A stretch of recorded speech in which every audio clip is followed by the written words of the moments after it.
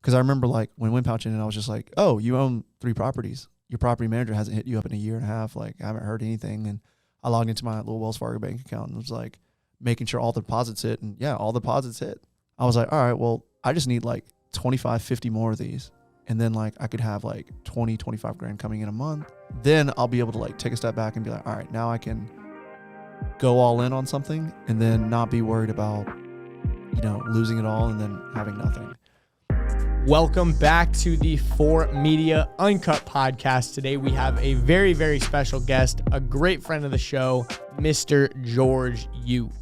Yeah, Mr. George Yu. This guy has been inside mutual circles of ours for a long time. Just over the last 5-6 years, we became very close friends with George. And it's pretty cool to see just how a guy from Asia, his family moved here, what his upbringing was like. But most importantly, how did he get on Shark Tank? Or even better question, why was Shark Tank begging him to get on their show instead of him having to apply?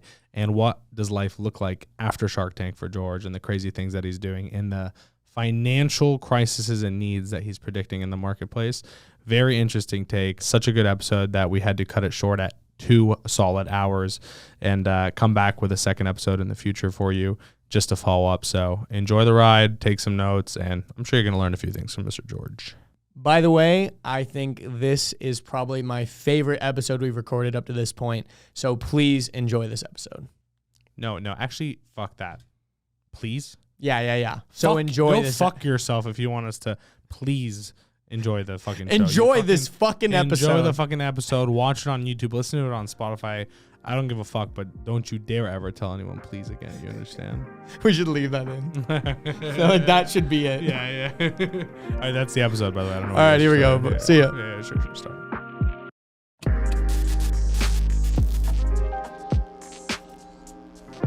Mr. George Yu, welcome and thank you for flying all the way from Tulum, Mexico. He flew just for this podcast. He flew away from permanent vacation. That's it. The only reason he came was for this. So this is work for him. Super Absolutely. grateful. I know we've been trying to plan this for a while, so I'm very excited for this moment. Yeah, so. no, I'm here for a few days, so I was like, I got to hit Eddie up. We got to get this thing done because I'm heading right back out. So, well, thank you so much for blessing us and gracing us with your time. Of course. We're just peasants living in your world. But, George was pretty impressed with The Office. I could tell. I was very. He's been here before. I know, but he hasn't seen it bustling. Yeah. Last time he was here, it was just empty on a weekend, just very chill. You don't really realize the scope. Then he walks in, he's like, how many people work here? He was genuinely holy shit, there's a real office happening. I was more impressed with your security. That girl, I walked in and I was going to show myself, and she was like, wait, who are you? And I was like, I'm George Yu. I'm looking. She was like, who are you looking for? I was like, Eddie. And she was like, is he expecting you? And I was like, I hope. And then thank God you came to save me, because she was staring me down you're not moving an inch further. Who are you? People listening are gonna think we actually have security. Oh man! I mean, she basically was your security. I was feeling pretty intimidated. I'm more disappointed Gabe's not doing his job up front. Gabe should have stopped him. Anyway, that's hilarious. Thank you for coming. For those that don't know anything about you, quick summary. I'll throw in some little points here and there. Ridiculous amounts of real estate. Very, very. Honestly, you've always played the world of life at a different level than most people have, and I think you've realized the capacity that can be achieved in life a lot higher, I think, than most people think it is. And even at such a young age, doing things like Shark Tank and experimenting with entrepreneurship overall between China, USA, other countries in between. It's always been an impressive thing. So thank you. For those that don't know, get us back in the past, little baby George. What happened with baby George, and how to become big boy George? Well, thank you for that beautiful intro, by the way. Really humbled by that. But yeah, I would have to say that my childhood was pretty rough. I guess growing up, my parents didn't really come from a lot of money, and so I remember from a very young age. I'm a first generation American. My parents immigrated over here from Taiwan. They got married over there. My grandfather is actually from China. He fought against the communists with the nationalists and lost. And so him and his whole family fled to Taiwan. The ones that survived fled. And they started a new life there. So my family origin is actually from China. But if you ever ask us, am I where am I from? I'll say I'm Taiwanese. We're not allowed to say that we're Chinese because Huh. before my grandfather passed away, he made sure we knew that we had no affiliation with China because at that point China was the enemy, and probably today still is.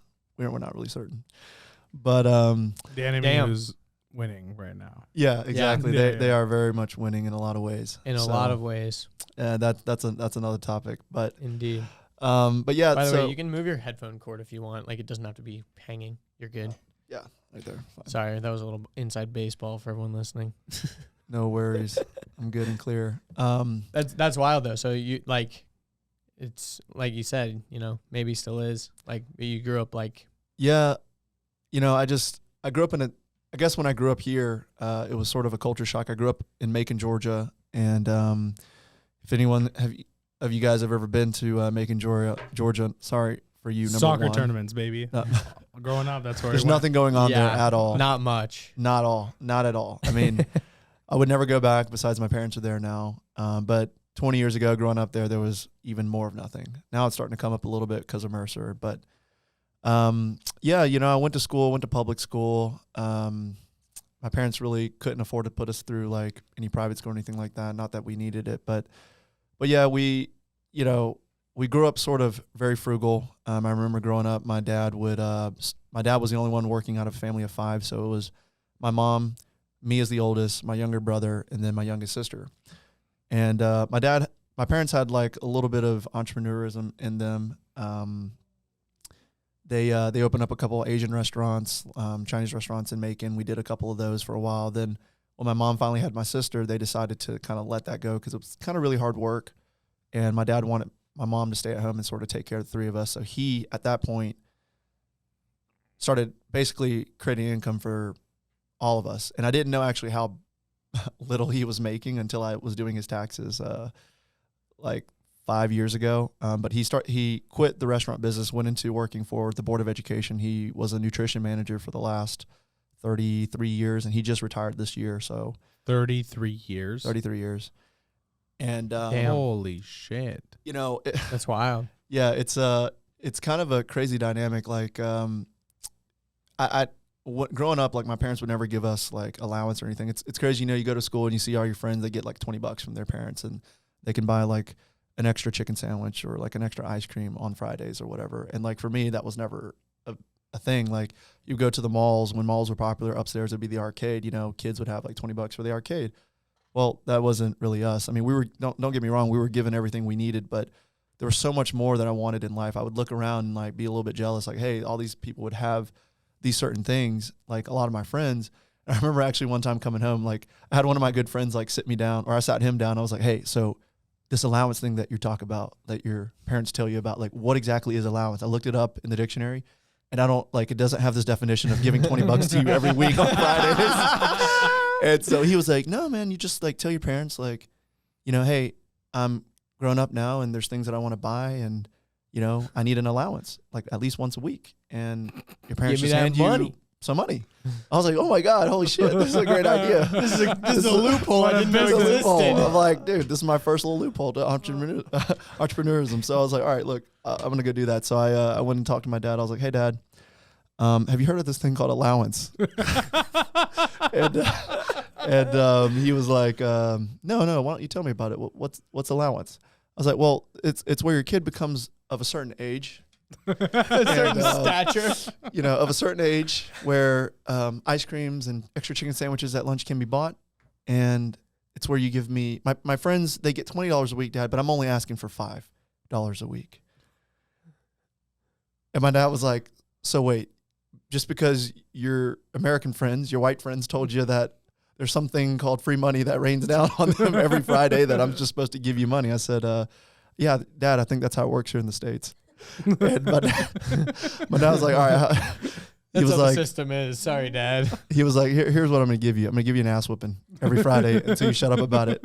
So it didn't really work out too well. So in the beginning, it was like, I mean, that's a funny side, but for me, it was like traumatizing because it was like, shit, I can't do anything, you know, like, and every time I wanted to do something, my dad would be like, I'll be like, hey, Dad, like my friends are getting Xboxes or video games and, you know, like Game Boys and stuff and sleepovers. And my parents were just super strict. You know, you go to school, you come home, I mean, we were making straight A's too. Like, don't get me wrong, I wasn't like a bad student, but like we'd come home and you'd have to do after school with them where, you know, but now that I'm looking back on that now, you know, I am really grateful about it. You know, going through it, it was really tough for me. And I can't take away the fact that I think that is the reason that that's who I am now. Like, you know, so definitely looking back, I just, now I tell my parents, you know, I really appreciate it. You know, I can speak fluent Mandarin now.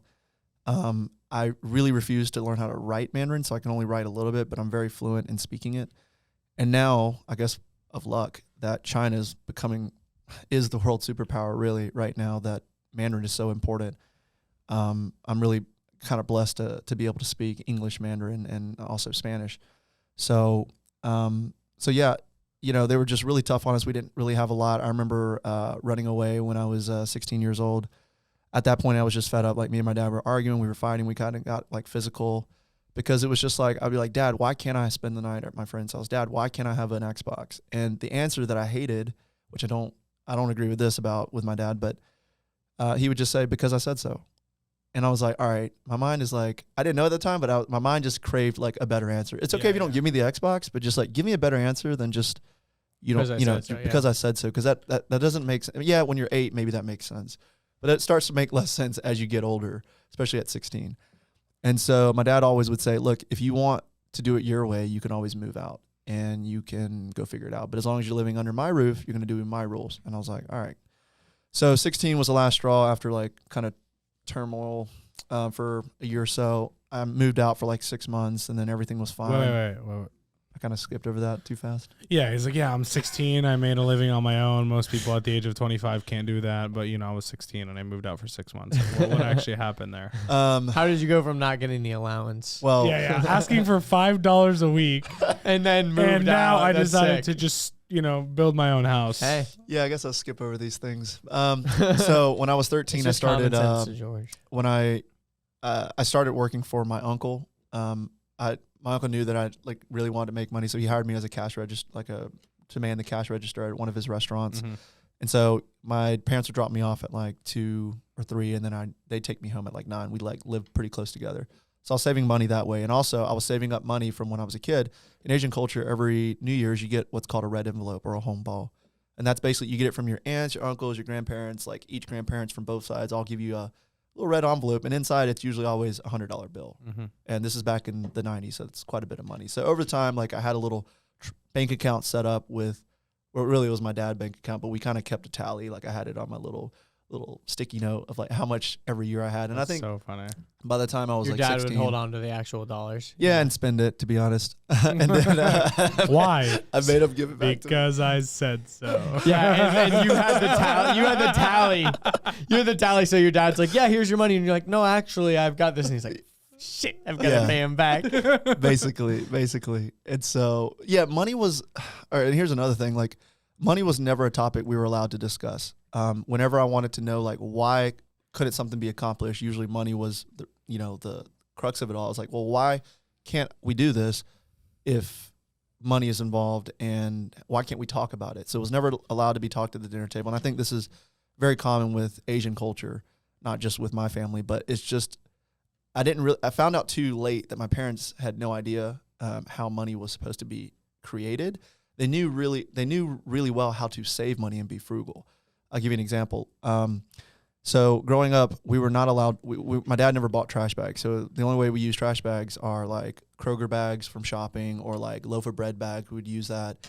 Our water heater in our house was pretty terrible. So we would run the cold water at nights, like waiting for it to get warm, and it would run for like 2 or 3 minutes. So a bunch of water would, go down the drain. Well, we weren't allowed to like let that run down the drain. We were kind of instructed to, so we had if you go to our tub right now today, even still, we have like 3 or 4 soy sauce buckets, like big, like commercial restaurant grade soy sauce buckets in my tub. And yes, that's the way we grew up. We were instructed to fill them up, and we'd flush toilets with it. We'd go out and water plants with it. My dad had a garden outside, and I didn't quite know why my dad. Before the shower got hot, you were saving the cold water, Yeah. in just like a bucket to just like use for something else. Yeah, in my mind, like Whoa. the way I would do it now would be like, all right, well, Dad, just invest another $400 and get a new water heater. But that's not kind of how my dad, like, taught us how to think about money. And the way I'm thinking about money now, it's like, all right, well, $400 extra bucks, switch out your water heater, instant, you have instant water, and that takes care of it. When You did can that move like on. shift in your head? I remember when it shifted for me. Definitely when I started personal develop after Vima days. Same. Definitely, I was thinking the exact same thing. definitely started when, you started hanging out with people that, the problem with my parents' mentality about money was that they were trying to save their way to wealth. And that's just not how wealth is created. Now, there is truth to being frugal. I mean, you could make $1 million a year, but you could also spend $1 million a year, and then you'd be broker than the guy that makes 100 grand, but only spends 30, right? So being frugal and knowing the value of a dollar is very important. And I got that from him. But if I wanted to go from, 1 to 10 million, that's where the lessons that my parents taught me kind of had a little bit of cracks in that. Yeah. So- Let me just touch up on that, because when my same thing, like personal development, Vima, I think it started opening my eyes to like learning from people, actively pursuing learning from people that viewed money differently because they had a lot more of it. And so I remember when I was like probably 17 or 18, I got home and my dad was like cutting the lawn, and I was like, I timed it. It was like between the lawn, bushes, everything, was like 5 hours. I'm like why don't you just pay someone to do this? And he's like, oh, well, if I had to pay someone, it'd be like $200. I'm like, but like $40 an hour, like, isn't your hour so much more valuable than $40 at this point, Dad? You're running like 3 companies. Like, and he's like, yeah, well, it's $200 saved. And I was like, dude, what the, like, no. Like at that moment, I went to town. It was like a 2-hour fight in the living room of like verbal like disagreement between me, him, and my mom. And I was like, in that moment, I was like, I will never ever cut my own lawn again, because it's not worth the hours that I put in. If I use that time doing anything else, I'll make more money than what it cost me to do it. And that was like the moment that, like, ever since, I was like, everything's hourly, view in my point. Like if I'm doing this and this is my opportunity cost for these 2 hours, then makes sense or it doesn't make sense. You know what I mean? And that was kind of a shift. So interesting how Vima actually kind of played a part in all that for all of us. No, absolutely. I have those kind of conversations. I didn't have them with my dad because, I mean, yeah, I just can't really change the way they think. Yeah. So I don't really try to do that for anybody really. But I had those arguments really with myself because, I'm sort of the same way, because I'm, part about learning, a huge part about learning is something I found out, I think, a little later, but it's not obtaining new information. It's trying to single out those things that you were taught while growing up, whether it be from your parents, society, your teachers, school, whatever, that are just not true, and you having to unlearn that. And most of your life, it's built up on those principles that your parents taught you. Well, if, say, your parents weren't good at relationships, like maybe they were divorced, or maybe they weren't really like good with money or whatnot, you have to sort of unlearn some of those things that they taught you. So, now it's like, I have those same arguments like, hey, do I want to cut my own lawn? Do I want to fold my own clothes? Do I want to do my own laundry? Or I can just wash and fold, pay someone to do it, drop it off, blah, blah, blah. And, I would say I have those conversations all the time with myself to say, all right, it's $50 here, $50 there, but what's my time valuable? I think we don't value our times enough, our own personal time enough. But as we get older, we start to do that because we have less and less time, marriage, kids, things like that, jobs, business opportunities. I mean, this year is my 31st, and it's been the busiest ever, and so I don't have a lot of time. And so, And you're not even married, bro. not That Not marriage. that that's a bad thing. Not that it's a bad thing. My wife's Right. on this podcast. No, and a lot of times that actually plays in your favor of time, because Right. she relieves so much, especially of the personal stuff, like around the house, like life. Like I forward my wife dozens of emails a week to handle for me so that I don't have to, so that I do have more time to spend with. Anyways, keep going. No, But yeah, as you grow older, absolutely. time goes down for sure. Absolutely. And so, I guess going back to my story about growing up, so I moved out, and then the way I was able to was there was a CiCi's Pizza right behind my house in my neighborhood. We used to walk back there and eat. I was in a band, played guitar, violin, drums, and piano, and you know, we'd rock out like all day, and me and my friends would like walk down like this back alley of my house and go eat at the CiCi's Pizza behind my house. Bro, for like nothing's better $5. than CiCi's. Let's be Dude. honest. For It people is. that don't live in, is it just Georgia that CiCi's Pizza is? Like, I think CiCi's Pizza is it's like a off-place. pizza buffet that's like really good and super cheap. No, I Amazing. think Like for it's the just in the South because we didn't have it in the Northeast. Did you have We had Stevie no B's? idea- Did you, No. nothing? Stevie B's B's. actually Oh, slapped that hard slaps. too. That slapped. The It macaroni was like and cheese pizza CiCi's little big brother came into The town. mac and cheese pizza. and the potato pizza. That But was bro, my favorite. growing up, our family was on a budget. Honestly, very similar, very, very similar situations. I wasn't scooping up water from tubs. Don't get me wrong, but like, Yeah, same. but like, Mine was frugal, but not that everything up to frugal. I'm that like, point, like- damn. like our Sundays, like we'd go to church with everyone, and then our Sundays would be like, everyone's like, yeah, we're going to these like steakhouses together, and us would be like, we're gonna go to CiCi's because kids eat free kind of Yeah, thing. they You know eat what I free, mean? and if you bring your Sunday bulletin, you get a free drink. Exactly. So know? we're on the Wow. same page. Dude. We're on the same Bring page. your Sunday No, seriously, they did bulletin. it. I dude. get Bring like your bullets 4 in from quarters Sundays. to pound Get a out free arcade drink. games, and that's pretty much it. But like, I mean, dude, there's spinach pizza and garlic bread. That slap. They're bro. garlic bread. Let's And not the let's not get brownies into and the too much. brownies. Ooh, And the cinnamon rolls. The cinnamon Oh. rolls. That's what I was about to say. Those cinnamon Bro, who rolls. are we kidding? Best $5, especially with inflation right Absolutely. now. Go to my CiCi's. God. Absolutely. Dude, you No know what one pissed should me be off the other starving day? in Dude, the world. the other day. The other day I went to Subway. Like I went to Subway a lot actually last week for whatever reason. You like craved that out of I nowhere. craved it out of nowhere. I was getting Subway like every day, but I like got a regular sub and it was like $12. I'm like, what happened to $5 footlongs, dude? Yeah, no, they don't. It's like they inflated by like 120%. Welcome to America. crazy now. What? definitely crazy. It's getting but worse, I bro. will say though, you like CiCi's until you decide to work at it. You know, that was sort of a change Yeah. in my mind. It was like, oh my God, I love this place so much. Wouldn't it be so cool if I could make money and eat CiCi's every day? That sounds really cool and I if was you're like, like yeah. 12. So when I was 13, I was like, all right, I'm going to do it. And I did it. And dude, like they had me back there, like making those cinnamon rolls and, you know, cutting, like I had the worst job. I was the guy that caught the pizza out of the hot ass oven and cutting that Hey, shit. cutting it and putting and it then putting out. on the And hot. someone's always fucking up your shit because Right. they grab the thing and they're yeah. Oh God. But I was good at it, you know, like I was good at it. I was good at it, dude. My manager loved me. And, you know, like I remember one I can time. see George just There would always slinging like pizza. on Sundays when it'd be busy, right? There'd be like 10 pizzas coming, you know, they're double stacked. So there'd be like 5 and 5. And like, if you don't catch them in time, they will fall off, you know? So like Did you a ever couple, drop one? yeah, like when I first started, but like once I got good, like, no, I had a system going. I would pop them all off. And this was before they had the pirate knife thing where Yeah, you could like yeah, do that. yeah. I had the little Roller. roller crap. The pirate knife was a game changer. That You was a just- game. Yeah, that was a game changer. Those of you listening to the podcast, please tune in on YouTube so you can see the hand movements of George. That was a game changer. I didn't even have that. So, so I worked there. That's how I had money to sort of move out. And I lived with one of my really good friends, my best friend Jack at the time, and his parents were really gracious to let me. You know, they never asked me that. Jack, I think, told him like, you know, don't ask George what's going on. Just he's gonna stay with us for maybe a week, maybe a month, maybe 6 months.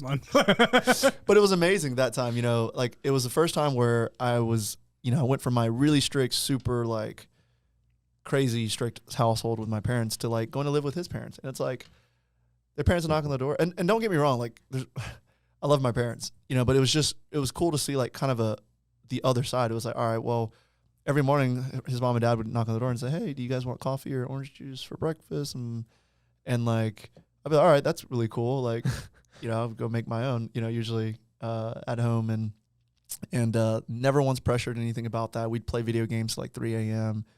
I didn't have parents barging in the door like, you know, this and that. And so I got to see the other side and I was like, well, I really do enjoy this and I'm still getting my stuff done. I'm still getting good grades. I'm still working. I'm saving up quite a bit of money. And I was like, you know, I just felt independent at really like 16. And Question for you. Yeah. Big question here. You saw both extremes. Strict parents, Asians.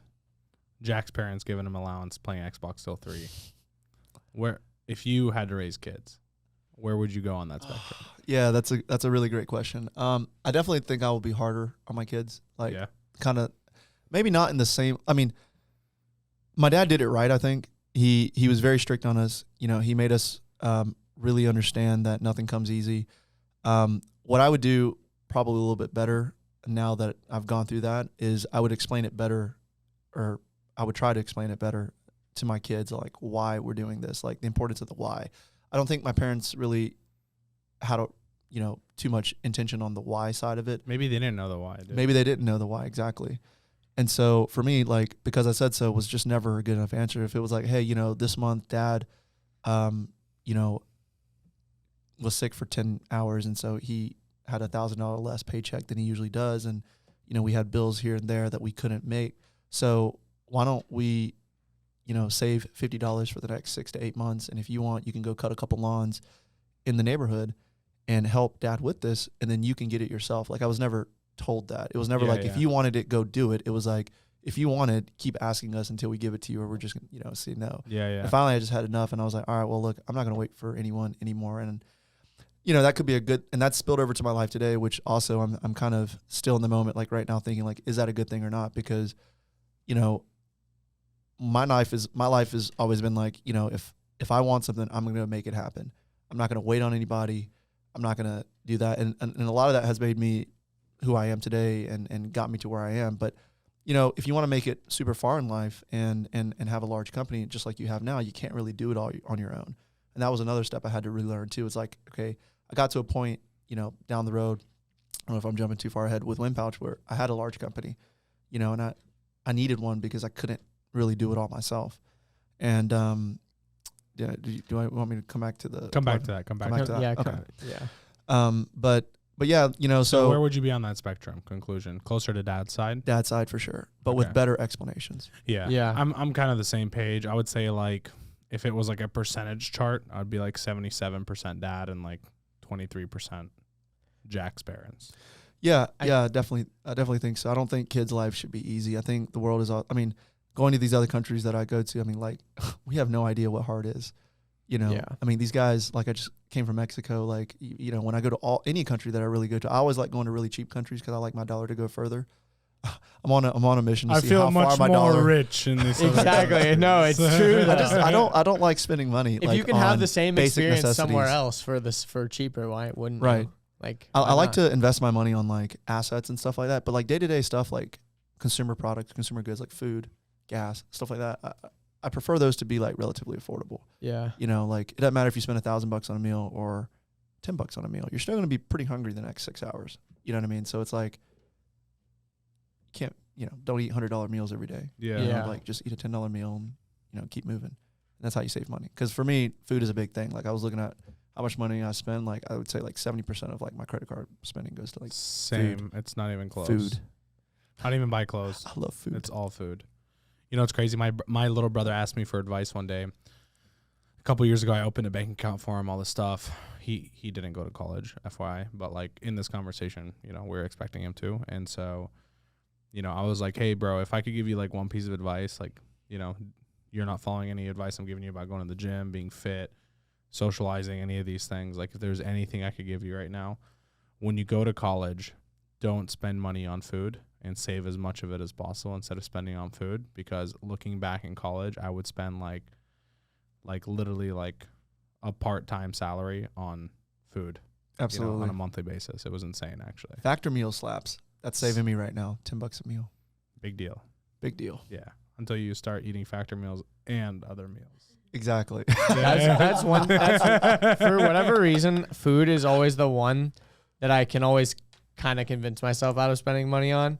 Because like my parents growing up, like we never like spent that much money on food, so it was just like I was already like used to that, I guess. Like once I had a McDouble. Yeah, McDouble slap. Like that's a value, $1.30. Two of those, $2.60, $3 with tax. Dude, there's like a 2 for $3 right now at McDonald's. You can get like a double cheeseburger and fries. That'll put me on my ass, bro. Yeah, you know what I mean? 2 double cheeseburgers for $3. Like, what, McDonald's is the greatest like example of inflation.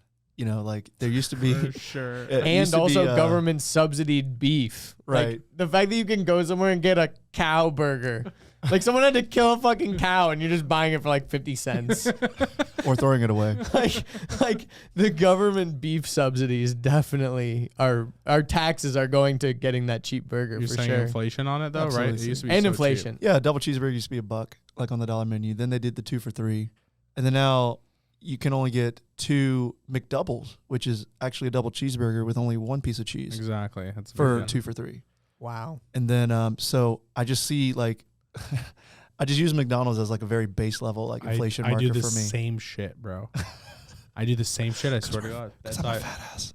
Yeah, Sorry. everyone's like, yeah, the dollar has gone down in purchasing power. I'm like, well, my McDouble has increased in price by 10%. Right? My double cheeseburger turned into a McDouble. I need my extra piece of cheese, McDonald's. I need that You second piece of cheese. inflated me on Dude, a it piece of slaps, bro. A cheese. McDouble doesn't taste good. It Yeah. doesn't hit right. It needs that extra piece of cheese. Right. It's all fucking. Honestly, McDonald's is underrated to me. Underrated, big time. Absolutely. That's my The thing for McDonald's for me is the breakfast. The breakfast always slaps for me. That was my reward as a kid. I used to look forward to my father driving me to school because his fat ass wanted some too. So my mom never took us to McDonald's. My dad, right? I knew I would look forward. Dad's taking you to school tomorrow. I'd be like, so we going to McDonald's? He's like, let's leave 5 minutes early. I'm like, deal. Grape jam? He's like, always. You know what I mean? Dude, I was about that McGriddle. Bro, The McGriddle I'm a slapped. McGriddle guy now that I'm older, but when I was young, those chicken biscuits with grape jam, Oh, Oof. it's the Georgia That's in it. me. that's Yeah. it.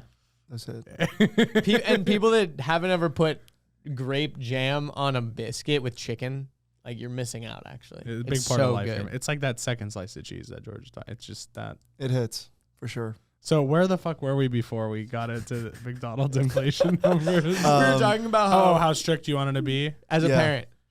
Um, I was gonna interject on that too about the strictness of the parent thing. I feel like my job as a parent is to get my kid to be independent like as quick as possible. absolutely. Like they can still do things with me for as long, you know, like they can still like live in my house and all this stuff like until they're 18, whatever. But like I want the goal of me like teaching you something should ultimately the goal be that I want you to end up doing it. Like there's certain things when you're super young, you just got to just do for them for as long as you got to do it. But at a certain point, like as soon as you start teaching them things, instead of like half teaching them, being like thinking of it from how can I get you to do the thing by your complete self as quick as possible.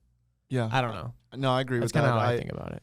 I haven't really thought about kids like too much, but I definitely know that if I were to have some, I would definitely want them to, you know, I would want to ask like what they want to do with their lives. You know, something that I really wasn't asked by my parents. I don't think really Asian parents do that, but it's like, hey, you're going to be a doctor. Hey, you're going to be a lawyer. And that's the pressure that I got. And so like when I went to college, I couldn't afford to go to University of Georgia for the first year. So I had to go to Macon State College, a local community college. And actually that was pretty good because I had more scholarships than my tuition. So I actually got paid like $2,500, $3,000 a semester, or I think even more because I had Hope, I had Pell, I had a music scholarship as well. And so I was there for 3 semesters. I think I saved like over $10,000. At that time I was working at a Japanese steakhouse as a server, and I was making like 100, 120 a night, you know, on average. Dope. At like a really high end, like Mikado Macon Japanese sounds like the steakhouse. place, bro. Yeah, it was that was a really cool job, and that was actually the first job that I learned a couple things actually. Number one, I had a manager who taught me about like something that I'd never heard of. I was like, hey, I have like 20, 30 grand saved up as like a 18, 19-year-old kid, and I just don't really know what to do with it. And he was like, oh, you should open a Roth IRA. You should look into stocks. And I started looking at the stock market. This was in 08 or 09. And I can't remember which year it was, but it was basically the year that Obama tried to pass the bailout for the banks. And Bro, Obama was the president in 2009. Holy fuck, time Yeah. is flying. Was 8, he? I think. Whoa, yeah, it was 8 because I remember it was the 8 to year that 12, I went. 12 to 16. It was the year that I Makes went to sense. high school. Was the first Fuck. year, I feel like a fucking aging old man right now. That's insane, dude. Yep. and then he got reelected Same. when we went to college. Like I was in high school. You were barely in high school. That's what I'm saying. Like that's fucking insane. Anyways. So And now we've completely passed Donald Trump. Like there's already been a full Barack yes, and a half Trump. yes. Crazy. It's Anyways, we're old. So We are- stocks, you start looking into stocks? Yeah, I started looking into stocks with him, and I just remember seeing the Dow Jones just keep dropping at that point. America was going into a recession, and I didn't know we were going to recession, but I was just like, all right, everything's going down, and the only thing that's going up are these exchange traded funds, these inverse ETFs that like mimic the Dow Jones. 200-300% inversely basically. And so I remember buying into one. I had like basically just put in all my money. I mean, it was kind of luck, but I put in like about 20 grand. Damn. And into this one SKF. I remember the day it just kept going up like 100, 150. And then there was a day that the bailout didn't pass through the Senate the first round. I remember the Dow closed that day negative 777 points. Closed that day negative 777. And that day my SKF stock went from about like $95 on average share that I bought into, and it was like over $350. Stop. Wow. Yeah, as a How many days in from you dropping your 20K into it I that can't happened? remember exactly, maybe like 4 months. Damn. Maybe like 4 months, 4 or 5 months. So I went from like That's 20 pretty grand wild. to like over almost 80 grand, 90 grand. And I freaked out. And like, I didn't, this will prove to you, this next part of the story will prove to you I had no idea what I was doing. This is completely luck. But I cashed out, I bought a car. And Hey, why not? What'd you buy?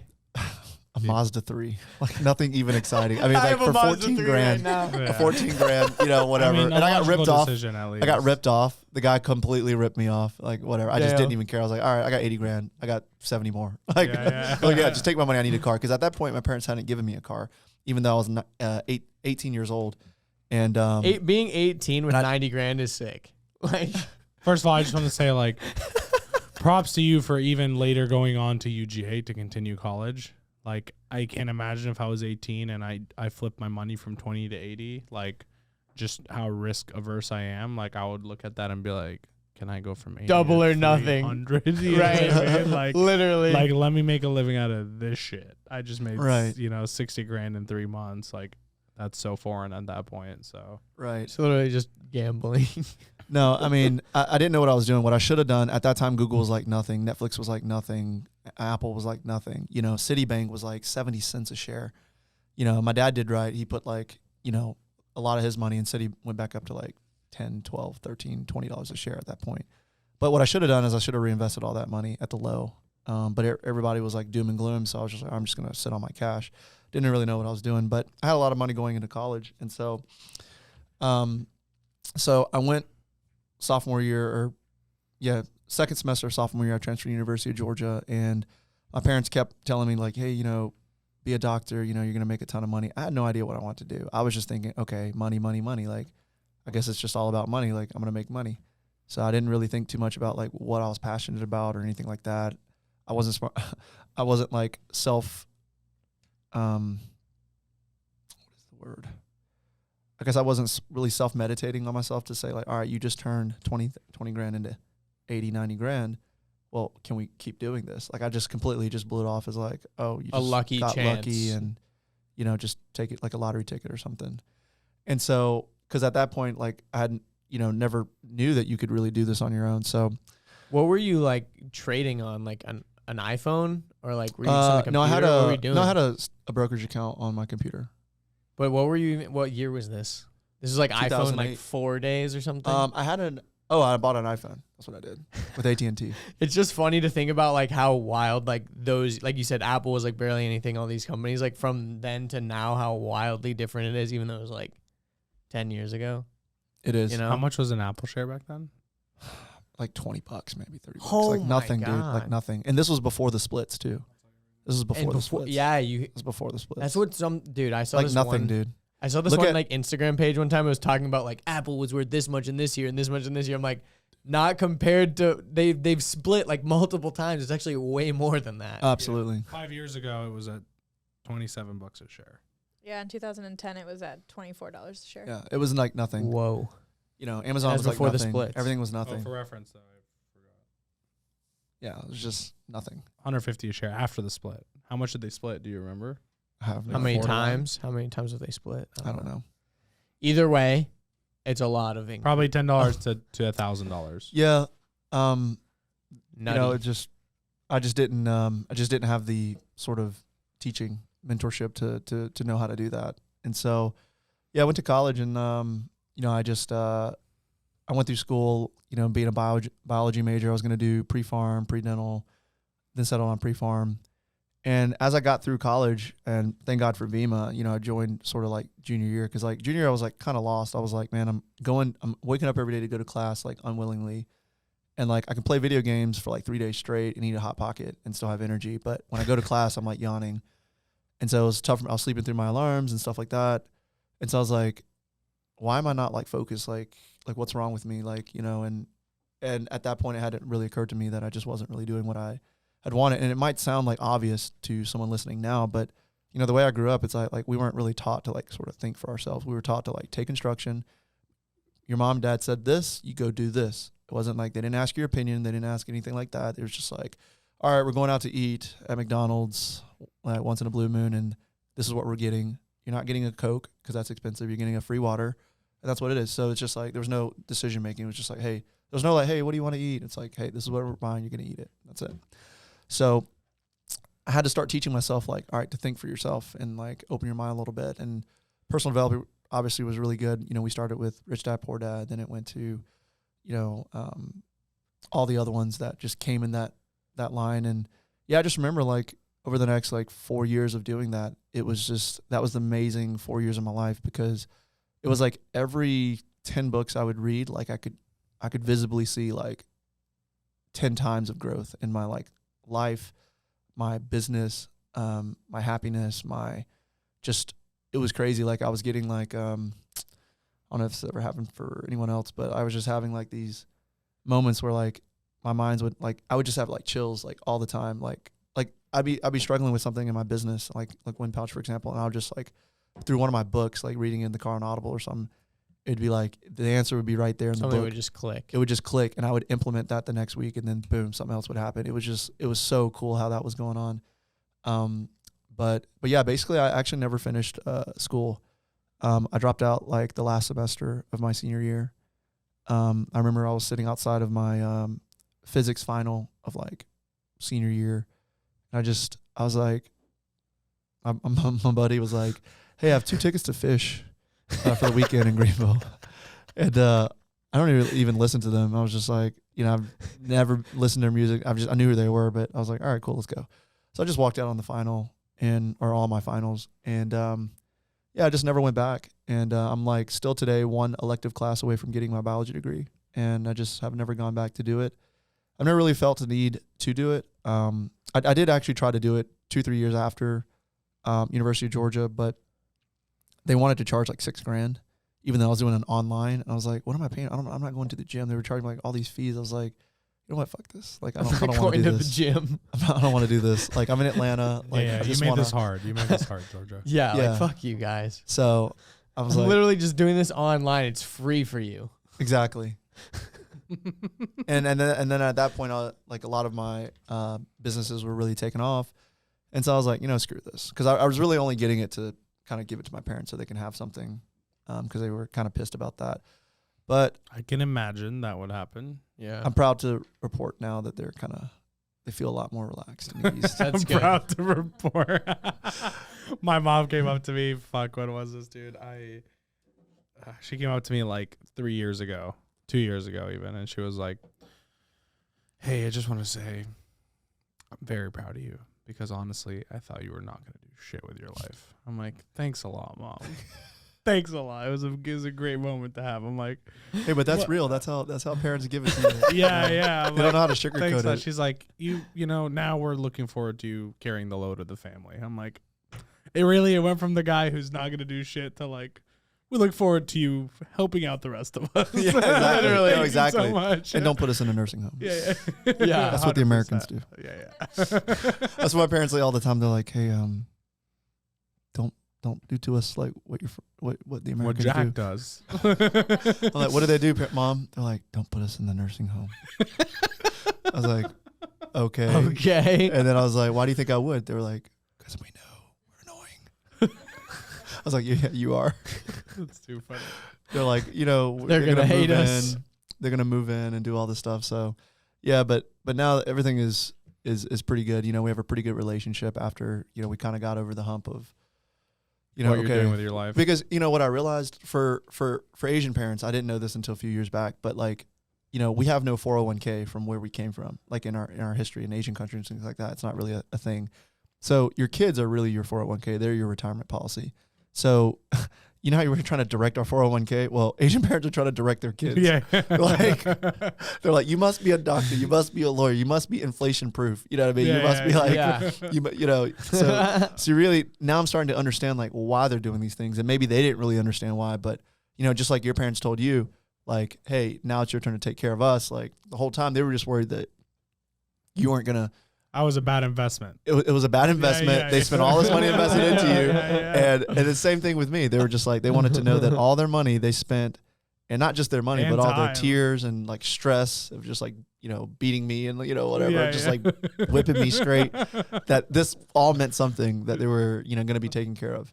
So now that I understand that, it's been much easier to like communicate and just say, all right, you know, this is what it is. And actually we have a really great relationship now. You know, I help my dad like with investments, with, you know, he's investing in some of our apartments that we're doing. And I've helped my brother. He's just closing on a house right now. So he's getting a house. My sister, I'm helping her get a house as well. And so, you know, it's really cool seeing how like, it's all really coming together. You know, after college, I got into importing different products from overseas, primarily through Alibaba, and I was selling them online like Amazon, eBay. I was selling all sorts of stuff like hair, electronic cigarettes, hoverboards, Bluetooth speakers, like anything that I could just like flip a dime with, you know, buy it for $1, sell it for 10 kind of thing that had some margin to it. And I had no strategy but just like come in early and then like get out while, you know, I'm ahead kind of deal. And I did that for about 5 or 6 years. And then, you know, during that time, you know, I was doing pretty well, and I was also traveling. And one of the problems that I had was, you know, when I was laying over in an airport, myself and other people included, we've all seen a person like sleep on the ground at the airport, you know, during a layover or whatever. And I was like, well, it'd be really cool if I had like some kind of inflatable, like lazy boy that I could pull out my backpack and just like chill and lay down. And so that kind of like stuck with me. And then fast forwarding a little bit, like,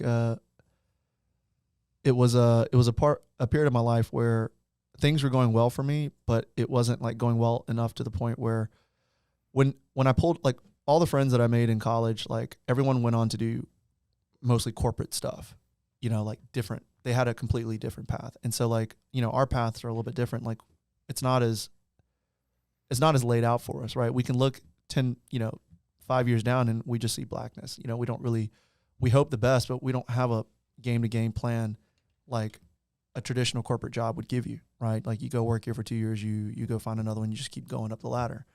So when I looked around at all my friends, it seemed like they knew exactly what they wanted, exactly what they're doing. And for me, that felt kind of lonely, because it's like when I had my problems, I really didn't feel like there was too many people that really understood and that I could really talk to about it. And so I really kept that really all to myself. And, you know, I was kind of in a low period of my life, and one of my buddies from in Warner Robins that I grew up with, he was a pilot, and he hit me up out of the blue one day. He was like, "Hey man, how you been? It's been a long time." I was like, "Yeah, you know, business is great, but you know, just kind of trying to figure out life and stuff like that." He was like, "Hey, no worries, man. I'll come and pick you up with my airplane, and we'll go fly around."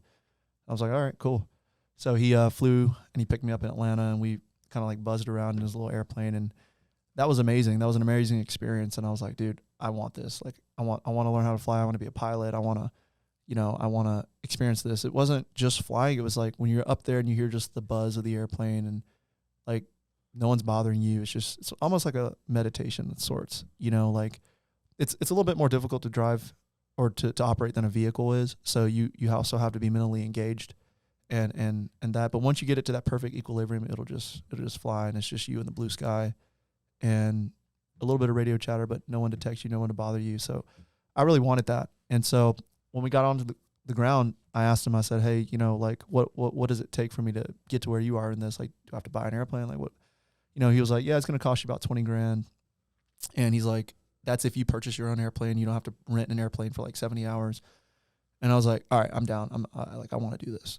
And so he was like, "Well, I'm about to sell this one to get another one, like a bigger one for my family. Like, you want to buy this one?" And so I was like, "All right, cool. Yeah, I'll buy this one." And so I ended up buying his, and then I started taking lessons up in Atlanta to get my pilot's license. And during that time, Did you ever like sit back and you're just like, I have a fucking plane? Like how sick Like, is damn, that? this guy had the best sales pitch I've ever seen. He picked me up and then sold me the fucking place. I mean, basically, yeah, he did. That'd be like your friend be like, "Want to come on my private jet?" Yeah. And then when By you the come way, back, it's for sale. In case By you the were way. wondering. and when you get back home, you're like, "Honey, I think I bought a private jet today." I would love to be on that level. Be like, yeah, I just bought a private jet. You think that they're doing you a favor? That's Yeah. amazing. That's really Um, sick though. Like the idea that you're literally just like flying a thing that's above everyone else. Like, Yeah. it's different when you're in a passenger airplane where you're filled with a bunch of random people in this friggin' tube. And you But feel like a it's- peasant. Yeah, you know? feel like you're like your back kind of hurts. You're some cows, being herded off. Yep. Yeah, yeah, exactly. Dude, there was a right? proposition actually that they were gonna do in these budget airlines. They were gonna do standing seats, like those like stand up roller coasters. Can you What the imagine standing? like a I saw that. stand-up- I actually saw that. Yeah, It literally is like how it's almost more like a train. Like you could stand if you really want to. yeah. An Airbus. Yeah, literally an Airbus. Wow. Like, and they would be able to cram like I would rather die. 27% more people or whatever because they're standing. I mean, I get it. At that point, you're just crunching numbers. Yep. You I mean, But it's- like, how if would you're that willing- work? Like, you would have to fly like an hour and a half max. Imagine like Even getting, then, dude, my knees hurt at like 5 minutes of standing right, still. dude. I can't even stand up in church. It'd be like Like, doing I'm a- like praying for the time to sit down. I'm like, God damn, I hope the priest says sit down right now. You know what I mean? Like, when are we gonna get a seat, bro?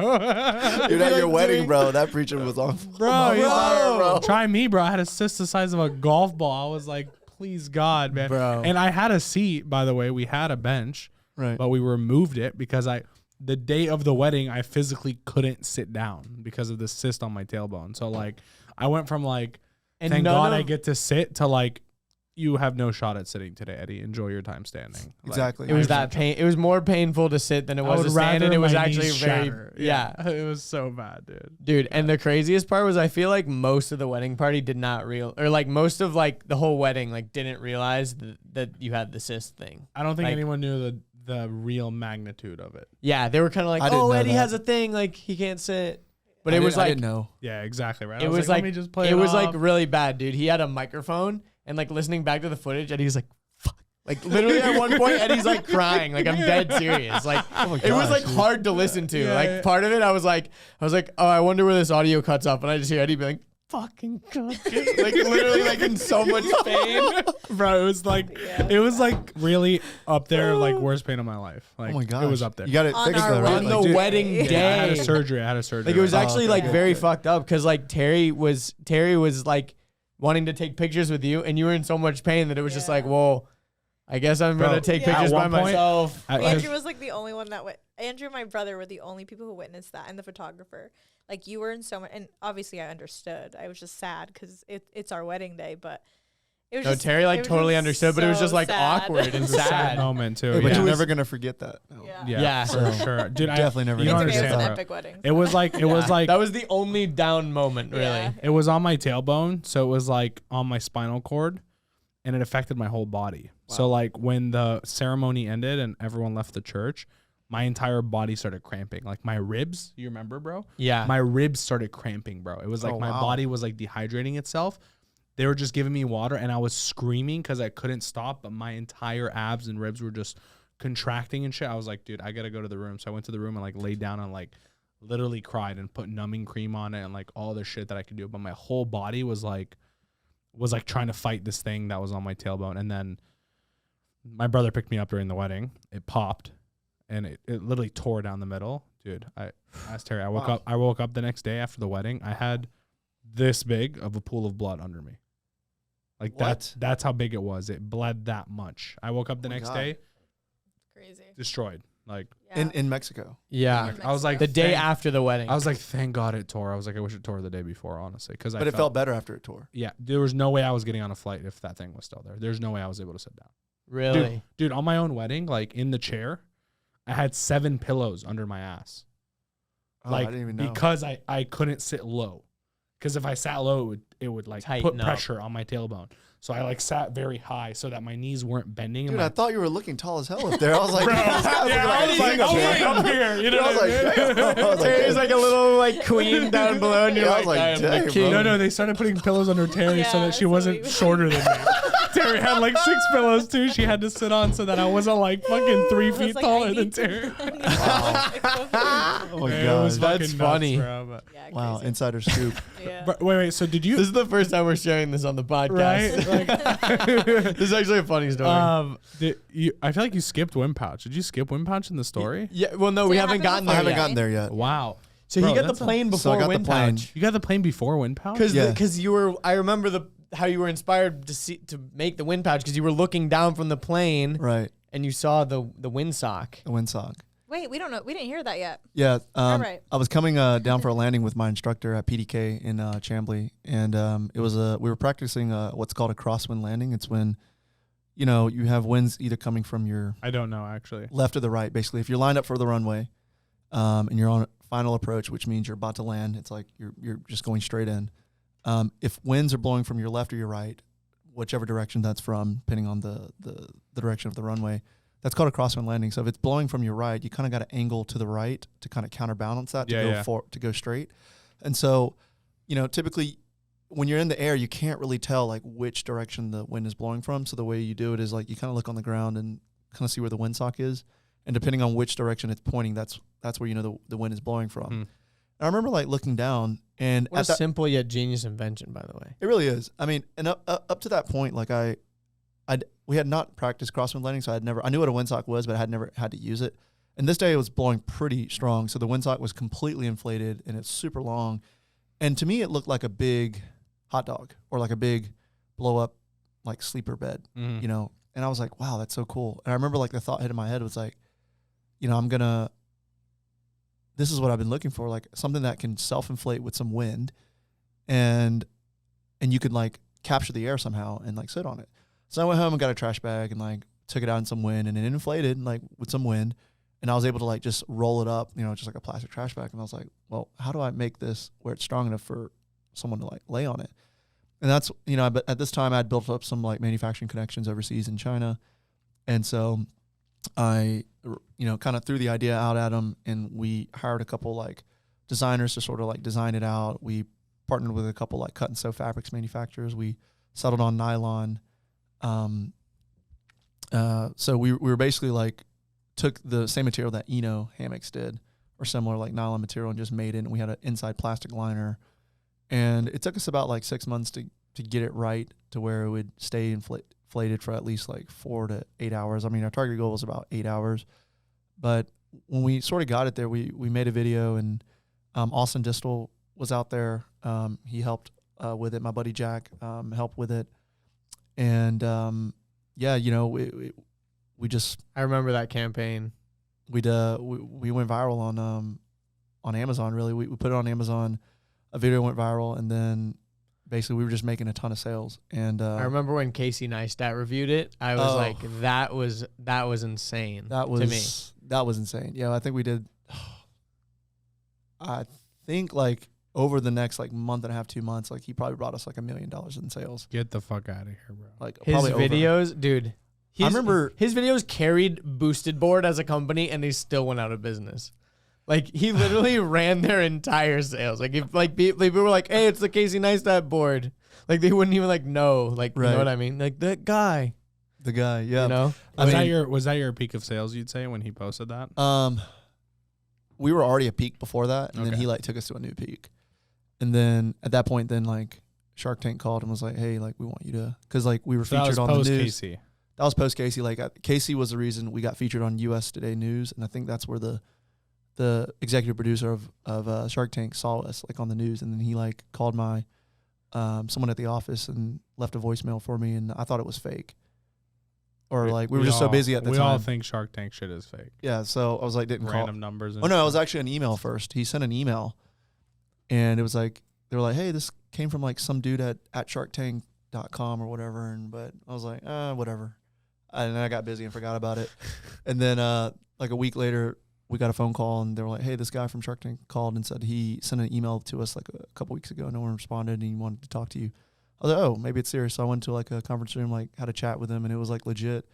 And he was like, look, we're like in the middle of shooting season 8. So if you want to just come out and like do it, like we'll get you. I was like, how soon? They're like, next week, like 2 weeks. It's nuts. I was like, wow, that quick. He was like, yeah, so what we're going to need you to do is like go film something like right now and send it back to us.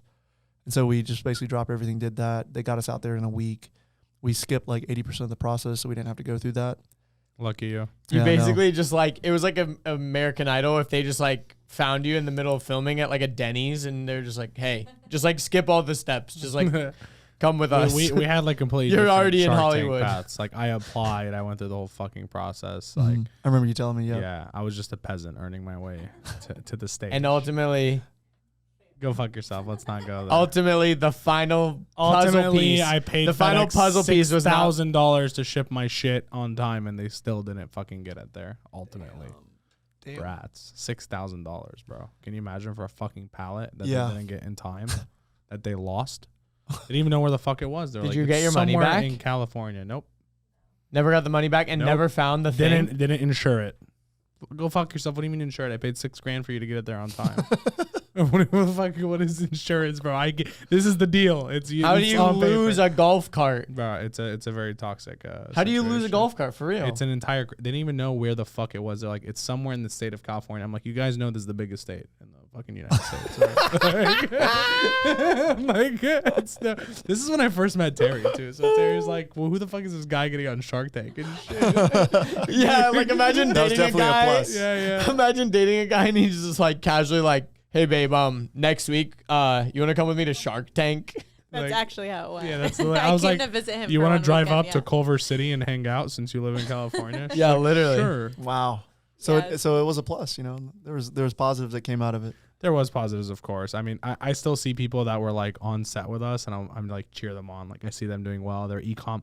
They've like definitely shifted to like very heavy e-com and things like that. So it's cool seeing them. Like Buttercloth is a big one. I'm sure you've seen their ads Yeah. everywhere. Like they were filming. They were the people filming right before us. They had Meta World Peace with them, and they were filming right before us. We were on set next after them. So They it's had cool. We Meta built- World Wow. Peace with them. Yeah. They were like showing about how their shirts are like flexible, and like he was like walking around Damn. like shirtless the whole time. I'm like, can you put it? The whole point is that you wear this shirt, my guy. You know what I mean? Like, anyways, it's funny just seeing like Shark Tank beg you versus like someone else working the process and I don't think they having to were convince my dad how to speak on a camera in English. You I know don't think what they were So begging intense. me per se. I think Still, they just needed they more. really they pursued wanted you, to. though. Yeah, they wanted to shoot. I mean, They seeing it wanted from your their- concept. You exactly. know what I'm saying? They wanted to shoot more content, and you know, it was a great experience. I mean, I wish I would have gone on there and given them a real show instead of like trying to treat it as like a VC pitch.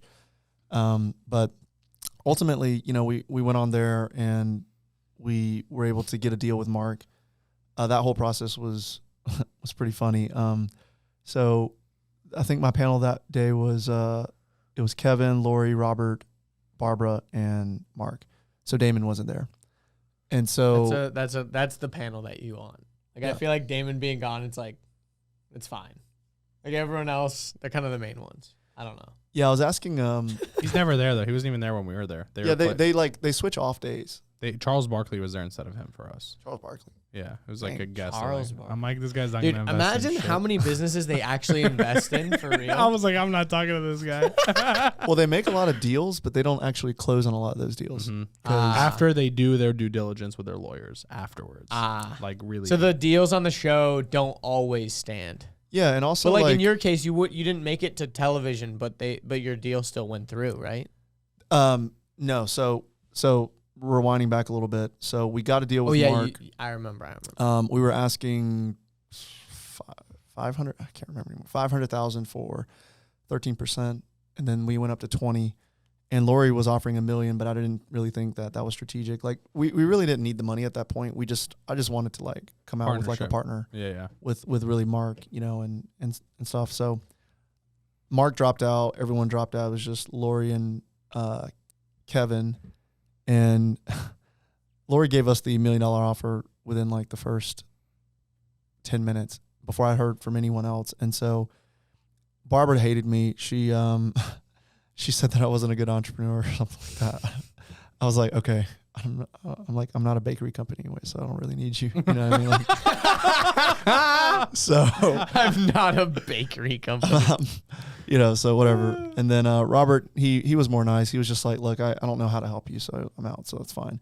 Kevin wanted to make me a part of his like wedding. He has like some kind of wedding collage of companies to do weddings and stuff. He thought this would be like a good events kind of product. So he really wanted it. He gave me exactly what I asked for. He was actually really nice. Like I was really prepared for an asshole Kevin, but no, he's pretty straightforward. I think like when a shark, Kevin's usually the asshole, but I think when he likes a company, I think they have an inside sort of conversation that says, all right, well, one person that definitely doesn't want to invest into this guy needs to be the asshole because it needs, to keep that kind of entertainment going. Yeah. So I think that was Barbara. And then Lori, I waited to the very end, and then Lori was like, look, you've waited too long. Like it's been like 2 hours now. I was like, well, I want to hear from everyone else, like it's fair. And she was like, well, I just don't think you can make up your mind. So I'm out or going to withdraw my offer. And so at that point it was just Mr. Wonderful. And he was like, I'm just give you what you asked for, but I want 20%. I'll give you 500,000 for 20%. And I was like, I was about to say yes. And then Mark came back in. Mark had dropped out because he said it just wasn't the product for him, but I think he was just scheming. He's a shark. And schemer. He jumped back in. He's like, all right, I'm back in. He's like, George, I'll give you the same offer as Kevin, but you get me instead of Kevin. Which is honestly amazing.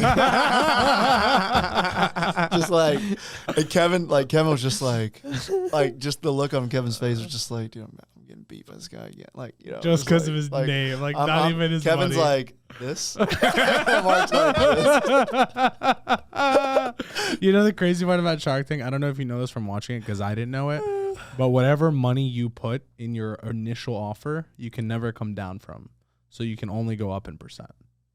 Wait, so say like, I didn't know that. Yeah, crazy, right? They They like never kept told us that. reiterating it to that because I was like, okay, we'll negotiate. Like we can play this game, we can go down, and they're like, you can only go up. You can't go down on the show. Like, so if your offer that you wrote prior to getting into the room, if you said, okay, I'm asking for 15% for $500,000, you can never take less than 500. So someone can't come and say, okay, I'll give you $250K for 7.5%. You get what I'm saying? Oh, it has so to they be have to 500K. meet your asking price or more. Price. Yeah. So that's why the equity goes up because they're like, in order for me to justify so when they're on the that, show and they're like, this is Jessica. She is seeking blah, blah, blah for 15%. yeah, like blah, blah, blah cannot change. I see. It can only go up. It can't go down. Interesting. That's why they ask for more equity because to justify. Yeah, because sometimes they investing, seem blah, blah, really blah. low and you're like, damn. Yeah, because they always tell you you can only go up, you can't go down. So it's like a risk you play. And some of them are freaking high too. And we're like, you know what? Fuck it. Like if we're gonna go on the show, we might as well like get on TV, right? So so we were like, we're gonna ask for $1 million for like 10%, which was like probably like twice as much as we should be asking. You know what I mean? And like we convinced the directors. This is why I'm so pissed about not doing it. We convinced the director. There's an Asian lady. There's 3 directors. One of them is an Asian lady. Was she there? I don't remember. I don't know if you got to see her anyways because you skipped a big part of the process. Yeah. So like we had like a little bit more shit we had to deal with. Anyways, we convinced her to give us her kid to drive the cars in, right? So I was like, dude, the director's son is going to be like our main actor driving the car around. Like we're going to come in with this offer that's like super loud and big. Like we got to make it on TV. You know what I mean? And we didn't even get the film. Yeah. Can I just tell you something? I just found your dad's speech because I was helping him with it. We are asking for $2.5 million in exchange for 25% equity. That's what you guys were asking. Yeah. So like imagine, how many people get on the show and are like 2.5 million is what we want. They're all like hundreds of thousands. You know what I mean? Yeah, they're like, we want Like, $10,000. that's why they brought it up to us. Like, you guys know you can't go down. Whatever you put. I'm like, okay, Dad, let's just do 500,000 for 5%. He's like, yeah, good idea. And then we started thinking about, we're like, no. Like, if we want to air, we have to just either we have to look really fucking dumb or we have to like really be like out of this world. It's kind of subjective. You know no, what I it's mean? entertainment. Yeah, so I was like, we got to entertain. These guys really think their idea is worth that much? Yeah. So let's go 2.5 mil, Dad. He's like, deal. I know we like checked it off the list. We're like, okay, can't well, believe I that's where just we're gonna found go. No, That's I mean amazing. that's kind of what I wish I would have done and treated it more like an entertainment thing. I treated it too much, go up there and like cuss somebody out or something, like call somebody a pansy. Yeah, but you're also like, I mean, fair enough. You like, I guess maybe Shark Tank wasn't as developed at the time either, right? Like, Yeah. I got in, there was like fucking 10 more seasons, so it was like, I got the game. You know what I mean? So maybe that's what it was. Yeah, no, it was still a great experience. We got the deal with Mark, and then he was like, after he took a look at the numbers, he was like, your sales have like plateaued. So he's like, you don't really need the money, do you? And because he looked at all of our numbers, we're like, no, we're pretty cash flush. He was like, you just wanted to air and get some sales. And I was like, yeah, that's exactly why. And he was like, all right, well, he's like, you really don't need me. He was like, you should just sell this and while it's at the top, because you can get like a 3x, 4x on this probably. He said if you would have sold like 8 months ago, you might have gotten like a 6x. And I was like, damn. So we sold. He found us a company from overseas, and So he just took like a fee on the sale? no, essentially? he didn't take anything actually. Really? Mhm. Wow. That's We never fucking signed an dope. agreement. He just kind of just verbally told us. We're like, all right, cool. That's a good idea. And and then that That's was dope, it. though. Now I'm That's sure sick. you have some sort of connection with Mark. you Yeah, know? I got his Oh, email, yeah. got his number. Yeah, Sent a exactly. couple friends over to him that wanted to pitch ideas. He responds in like 10 seconds. Damn. Like, so really quick. Like you think it's like a assistant or a robot? No, but it's him. Like in the backstage when you see him, he's like always on his phone. All the other sharks are like pigging out at the buffet line of food they have back there. It's so good. It's so big, so oh good. my God. They have a full blown kitchen back Dude. there, bro. It's fucking Dude, insane. they cook everything back there. And he'll just be on his phone like everybody else is like so like, it's like everyone else is eating, he's like typing away. Yeah. So That says a lot, though. no, it does. It does. But yeah, that was it. And after Wind Pouch, it was I'm trying to move a little bit because I know I only have like Don't worry. I 30 or got so you. minutes I got here. you. But yeah, after Wind Pouch, I had a problem at that point. Like all my businesses were really cash flow positive. I was generating a lot of cash, a lot of money. But, whenever I would like when I would sell hoverboards, it was like a 6-month ordeal. I think me and my brother, we did like 650,000 in gross, and we netted about 250. We were buying them for $100, and at some points we were selling for like 800-900. And then that number kept coming down like 5, 4, 3 As the market, yeah. as the market, whatever. So we got out, and every time, so when the business was going well, we'd make a ton of money. But like, let's say from the hoverboards to selling, Bluetooth speakers or Wind Pouch, for example, that might have been a 6-month, 8-month gap where there would be no money, And so I had this problem recurring for like 5 or 6 years, and then finally during Wind Pouch, after that ended, I was like, all right, well, I'm kind of at a point right now where I need some passive income. I need something that kind of keeps paying me during these like little lulls in life. And I would say since then, 2016, I've sort of put that as sort of my focus. And that's when I really found about real estate. And in college, because of my manager at that Japanese restaurant, from what he taught me, so I didn't know what I was doing, but I put like about 80 grand worth of money into a couple properties in Macon. How old? 27? 26? No, this was when I was like 20, maybe 20. 20. Wait. About 20. I guess I'm just lost on timelines at this point. Mm-hmm. So this is post Shark Tank? Or This is pre Shark Tank. Okay, This is pre Vima. We went back in time. Okay. Yeah. So my uncle was For the selling advice. my this was after I hit the stock market. Okay. Um, And you bought the Mazda 3. and about some course. others. Yeah. So And an iPhone. and I also got into a big car accident and when I was at school, and so like I got a big settlement check from that. So I had like, I'm trying to think like where all these places I got cash from. Like people are wondering, like, how's this guy have cash? It's such a fucked up way of making money. Well, I would prefer I not made to. money It's like from not it. only did I hit the lottery, but I got in a car accident and I hit the lottery again. Right? Well, it like this is, I don't know if you can see the Sheesh. scar right here, but Yeah. so I As he had, takes off his Breitling to show us the scar, he's like, I bought this watch with it's the not, scar. it's not a Breitling. No, it's Actually, not. I don't I'm own just a kidding. Breitling. It's a just Citizen. I like Ah. Citizens. I've always noticed that about George, by the way, because he wears that same watch. It's Yeah. a sick watch. I thought it was a Breitling. It's my favorite. I paid like I think $400 when I was at UJ. Like, Hey, it's a good watch. when I was like 23, and it hasn't run out of battery. It's powered by Like solar. he doesn't even like size it properly or anything. You know what I mean? He like He actually just has gives it no chilling. fucks about watches or anything. I love it. No, buy airplanes, bro. But wait, so how the scar was like crazy? The accident was actually pretty crazy. Yeah, so I was sitting on my little 50cc like moped I bought on Millage Avenue, right in front of all the sorority houses, and there was a car in front of me. We were waiting at a red light, and I was like thinking about school life, whatever. And the next thing I knew, I'm like in the air. Like it happened so fast. Like I was sitting on my moped, and the next thing I remember, I was like looking up at the sky, and then the next thing I like blacked out. The next thing I remember, I was like laying on the ground, and all these sorority girls were like on the sidewalk, like, "Hey, are you okay? Are you okay?" I was like, "Oh yeah, I'm okay." Like I'm completely like concussed or whatever. And like I try to get up. I remember I'm on my back. I try to like get up, and like my left arm just like buckles, and I'm like I couldn't put any pressure on it. And I like looked at it, and it swelled up to the size of like a cantaloupe. Basically, like I'd never seen like that fast. It was like this big. Stop, dude. It was like as big as like my thighs. Your forearm was? No, my wrist right here. Oh my god. It was like completely swollen up, and then my back, because on the back of my scooter, has that little helmet pouch. So what happened was like when he hit me, it basically like because of that, the helmet pouch bumped my back, so my lower back has problem, and it propelled me off. And well, luckily it propelled me off into the air and not into the car in front of me, because it like if you looked at my scooter, like the scooter got crushed where the front tire and the back tire are now in the same spot. So like it got completely like demolished. So that could have been me. So thank God that didn't happen. But yeah, the guy didn't have too much insurance. It was like this guy was like 85 years old, and he couldn't even like get out his car to help me up. Like he was trying to. I appreciate the effort, but like he when they pull out his ID for the cops to come, this guy was like 86, 87. He said like he dropped his phone, like leaned down to pick up his phone, and like when he looked up, I was there, and he couldn't stop. And yeah, he had like 25 grand policy.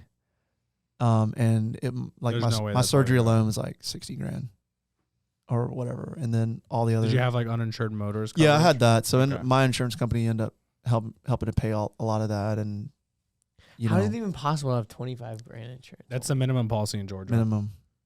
He had. Trust me, ask me anything about personal injury. Was it the general? Is that an insurance? Like the general? General, yeah. Go to the general, save some time. Yeah. He had that.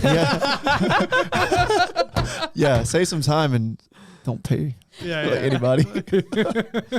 So I got a little bit of money from that. So my insurance company, I had 3 policies. So they I ended up being taken care of. Like they paid for all my medical bills, and I got a pretty sized check. 6 figures for sure. Right? Yeah, 6 figures. Has to be. Yeah. But yeah, I invested into 2 properties in Macon, and during that time in Wind Pouch, we were making tens of thousands of dollars a week, and so like both those properties in Macon were doing like $800 a month, so like $1,600. Then I bought another one, so all in all, I probably had like about $2,500 worth of like when you were building the business. This is a thing I struggle with, right? Because I contemplated a lot of situations, and I was very deep into wanting to buy single family homes, right? And like, isn't it really fucking hard to like look Wind Pouch making tens of thousands a week in profit for you, and then looking at these fucking properties sitting there $1,600 a month minus expenses on the property that you have to do, and minus dealing with people, and like, don't you just think like, is that fucking worth my money right now instead of just putting more into this? Well, yes. At the time I was looking at it like this. Everyone has a problem to solve, and you could be the most cash flush person in the world, or the not so cash flush person in the world, but you can be the happiest, the saddest, the healthiest, the not healthiest, the richest, the not. Everyone has a problem depending on where they are in their life, and the problems will change. It ebbs and flows as life goes on. So my problem at that time was like I had a lot of cash sitting in my bank account wherever. I just had nothing to do with it, and I think that's where a lot of people are having problems right now, because we've printed so much of it. It's like everyone has so much cash, and everyone's just chasing yield. But that's a conversation in just a few minutes. But the problem I had at that point was that like I wanted money to make money for me. I just didn't have a vehicle to put it in, right? Without being super risk adverse, like in something like product development, which is very risky. Yeah. Very. And so although it does make you money slower, I do think it's a balance, like depending on where you are in life. When you're younger, you don't want, like, real estate is slow money in terms of like cash flow wise, like rental income, that's slow money. So I do think some of that needs to be there. For me, I wanted to make $5,000 a month, because I figured, all right, $5,000 a month, if anything happens, I have that to fall back on. So I wanted $5,000 a month in real estate, and then I got there. And it wasn't until like after Wind Pouch, I was like, well, like the only thing that was keeping me from touching into my savings was like that $2,500, $3,000 a month coming in from like my real estate. And I was like, well, that's easy. And I completely forgot about my properties Yeah. for like a year and a half. Cause I remember like when wind pouching and I was just like doing like recalculations of like, hey, where was everything at before like all this craziness? And I was like, oh, you own 3 properties.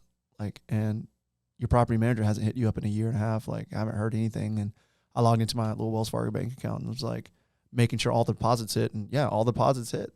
You know, I had like quite a bit of money in there. And I was like, all right, well, I just need like 25, 50 more of these. And then like I could have like 20, 25 grand coming in a month. And then I'll be able to like take a step back and be like, all right, now I can go all in on something and then not be worried about, you know, losing it all and then having nothing. And so I started working my way up from there. I acquired a handful more. Today I have about 8 single family homes that I've acquired. And Some apartment complexes. how many units? We have about, I don't know, like 300-400. And then we have another, probably a total of 900 that are in the pipeline about to be built. But before I get there, you know, for those who are listening, you know, it wasn't like all at once, right? So it was like, I acquired, you know, these aren't like very expensive properties as single family homes. I bought like $30,000-$40,000 ones. Like my main goal was 18% cash on cash return. So whatever cash I put down, I needed to make 18% on my money. So typically Which is pretty high, actually. which is good. Yeah. And it should be that way because of the BS you deal with on Yeah. like these tiny or small single family For homes. sure. Right. So People look at like a 12 cap and they're okay with it. well, yeah, because you're dealing with 12 caps. I mean that would be really good if you're dealing with larger volume. No, I'm not talking about large volume. I'm talking Oh. about even smaller volume. Oh, okay. Well, Like when I was like pretty involved in like wholesales and flips and rentals and those kind of space, when I like started at least like a couple years ago, the market was very like a 12 cap was good. right. Like anything below like a 9 or 10 was bad. 12 was good. 15 was exceptional kind of thing, was kind of how the market in downtown Atlanta at least was. Yeah, I mean, you always want to buy as high cap, you know, higher cap rate as possible. And you always, if you're on the selling end, you want to sell as low as possible. For sure, yeah. Like you want to sell it as a 3 or 4 cap. Yeah, if you yeah, can. for sure. But yeah, so, you know, I acquired a few and they were renting out. And then I was like, this is too hectic because they're spread all over Georgia and different property managers. And I was like, I just need to get 50. And like, and I started listening to Grant Cardone a little bit. And then it was like, all right, multifamily homes. or multifamily apartments. I had never really thought about that. So I was like, all right, well, you know, how can I get into that? So I started looking into syndication, like taking, you know, like acquiring a 12-plex or like a 20-unit apartment. But it was almost like it was too competitive at that point, even in 2017 and 18 when I like started really looking into this. And it's always like when the gurus start popping up on like social media, you know, you say like, hey, I'll teach you how to do an FBA Amazon mastery. Yeah, it's and too like, late at that point. It's not that it's too late. It just gets more competitive.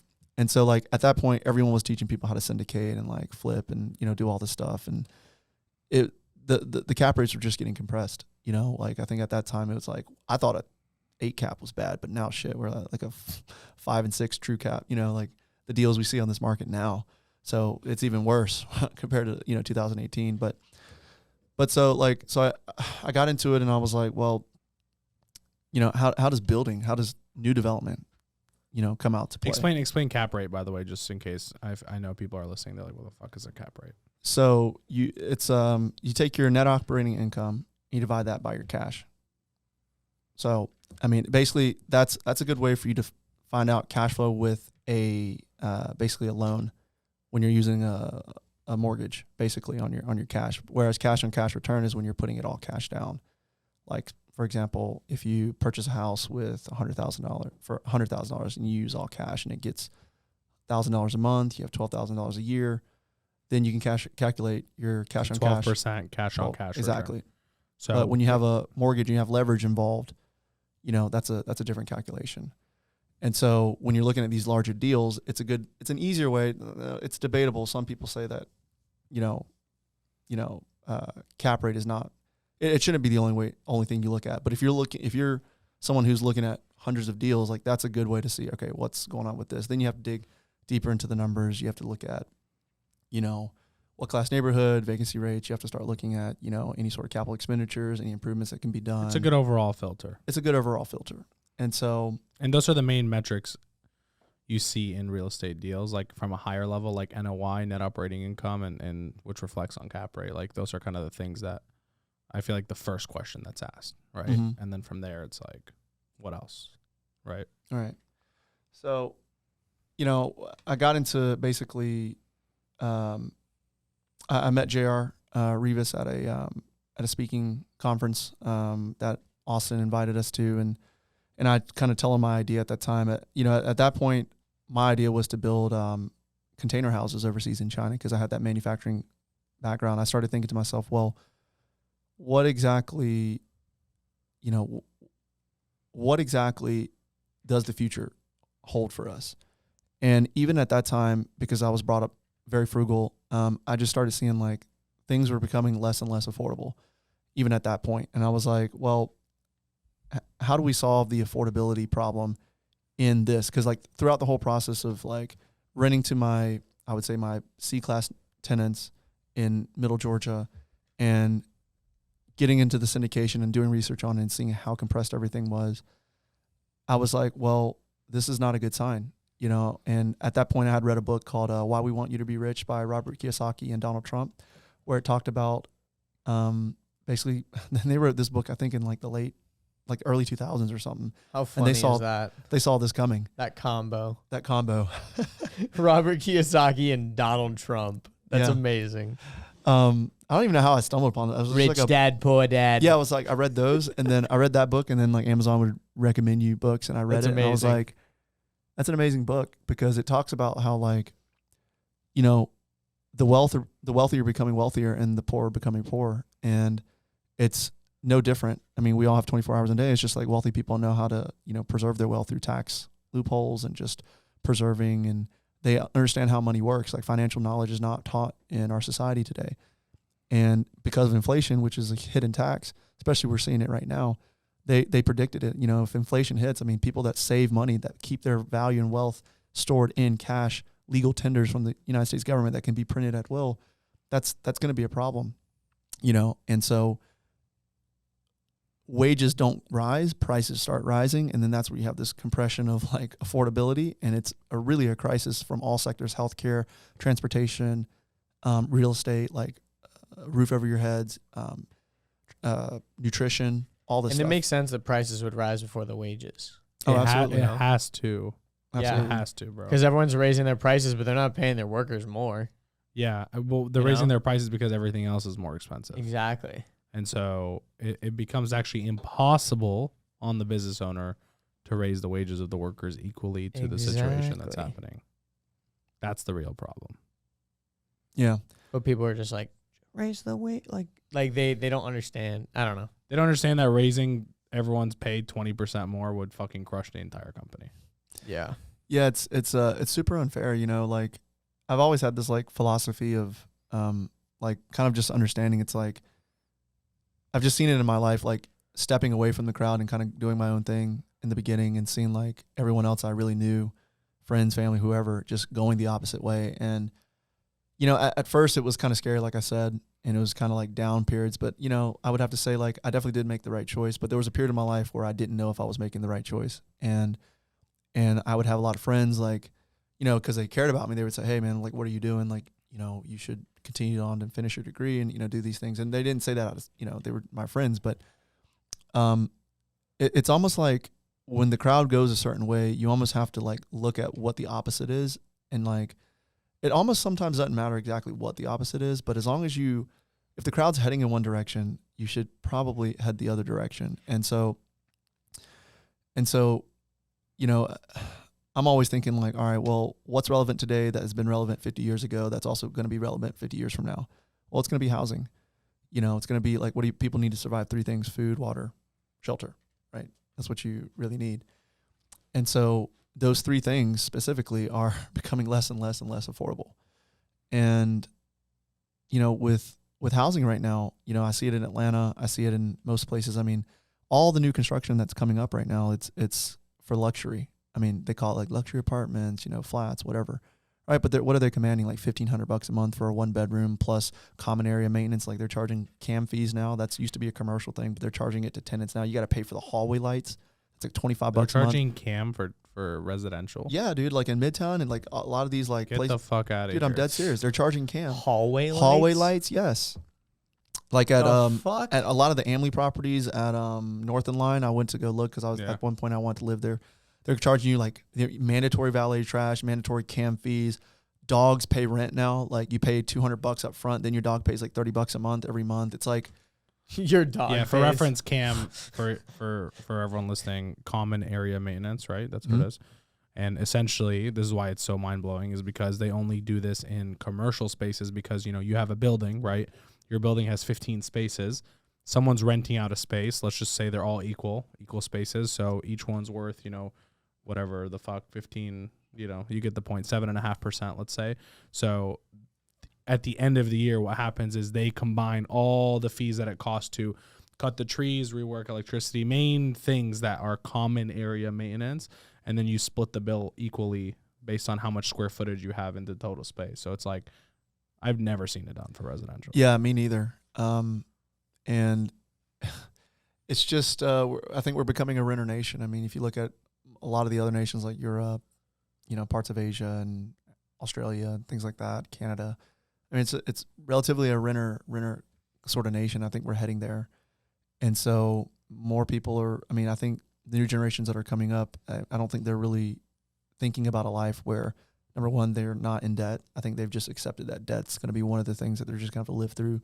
And also renting, like home ownership, the number one thing that has given families and people, individuals, like an access to wealth creation has also been taken away because, you know, number one, they're coming out of college with tons of debt. You know, even doctors right now, what are they paying, like 10 years to get their debt away? You know, way more than that. Way more than that. I have a friend who's a dentist. Him and his wife combined for almost $1 million of debt right now. They haven't even graduated. Yeah. They're about to graduate. Like, holy fuck. What? Yeah. Wow. Makes no sense. Yeah. A lot of things in this life really doesn't make sense. And that's why we have to really, you know, as an individual, really take a step back and think like, okay, this is what I've been told by my parents or by my instructors, teachers, society. But like, they're telling me this maybe because they care for me. Let's just say they care for me. But who do they get the information from? And how do they know that that's true? It's almost like a first principle kind of idea. It's like, all right, this is how people think, but let's go down of why and why and why. Like if you ever ask that question, like why, like 5 times, you'll get down to sort of like the root and just keep breaking it down.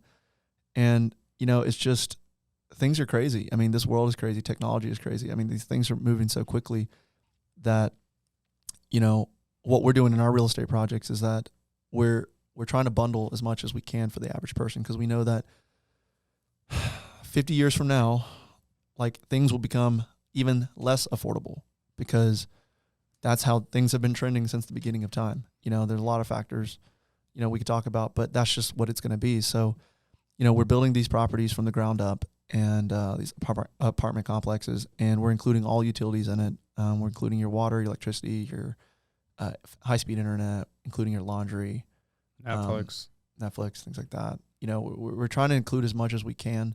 We talked about including like dental plans into it, to where, you know, it's basically in the future, I think that we're going to have a world where the average person is going to need to be dependent on some sort of plan. And I have kind of a phrase for it. I don't really know if it's I call it lifestyle bundling. And I think in the future it's gonna be like, hey, Eddie, like, who do you bundle with? Oh, I bundle with XYZ company. And Andrew, like, who do you bundle with? Oh, you bundle with it. It's like insurance companies, but they bundle much more for you. Interesting. They like take a car, a home, everything. Everything. They So bundle. you're kind of just paying like one flat fee for It's a like membership. all of the. yeah, like what's your Like, plan? at Crunch I get for $20 I get this, but if I go to Lifetime I pay this much, and I'm getting all these extra amenities with one flat fee or whatever. I mean, it just makes sense because from these solutions don't come easily from the bottom up. These like the mom that has 4 kids, the single mom that has 4 kids that works 3 jobs that pay minimum wage, is not going to have the time to think about this stuff. You know, it doesn't, these solutions can't, I don't see it, and I'm not saying it cannot, I don't see it coming from the bottom up. I see it coming from a top-down approach. For example, you know, when we approach like the internet company, for example, like if all 80 of my units at my apartment complex gets internet, it's going to cost $50 a month, right? So what is that, like $4,000? Is that right? Yeah, $4,000. But we can go to them and say, hey, we just need let's say each building gets 2 gigs. So we just need an 8 gig plan or like a 6 gig plan. And they'll say, all right, well then if it's one account, we don't have to send out 80 bills. You know, it's $1,600, $1,500, and then we could pass those savings along to them, right? And we do that for all the other utilities as well. And we're trying to do that with much more. And so it's something that we can do. It's not that much more work on our end to get it done. We plan on keeping these properties because they're so hard to build. That You've already sold one though, right? Yeah, reluctantly. At that time, we needed some cash and To make more. And so we sold our little golden goose egg that lays golden eggs for us. But we have one finishing right now. It's a 56 unit apartment in Bainbridge, Georgia. We're going to be collecting about $60,000 a month in rent from that, and so that will be really nice. When COVID hit and there was all this talk about like rental stuff and like landlords, like you don't have to pay your landlord because we're all being forced to stay here. You know, like there was like a lot of talk about that kind of stuff about like, would they enforce, like at the end of the day, if someone doesn't pay their rent, like would they enforce? California was a big one, dude. It was wild. Get evicted. What was that like for you navigating that? Obviously, you were pretty at the forefront of the other side of that.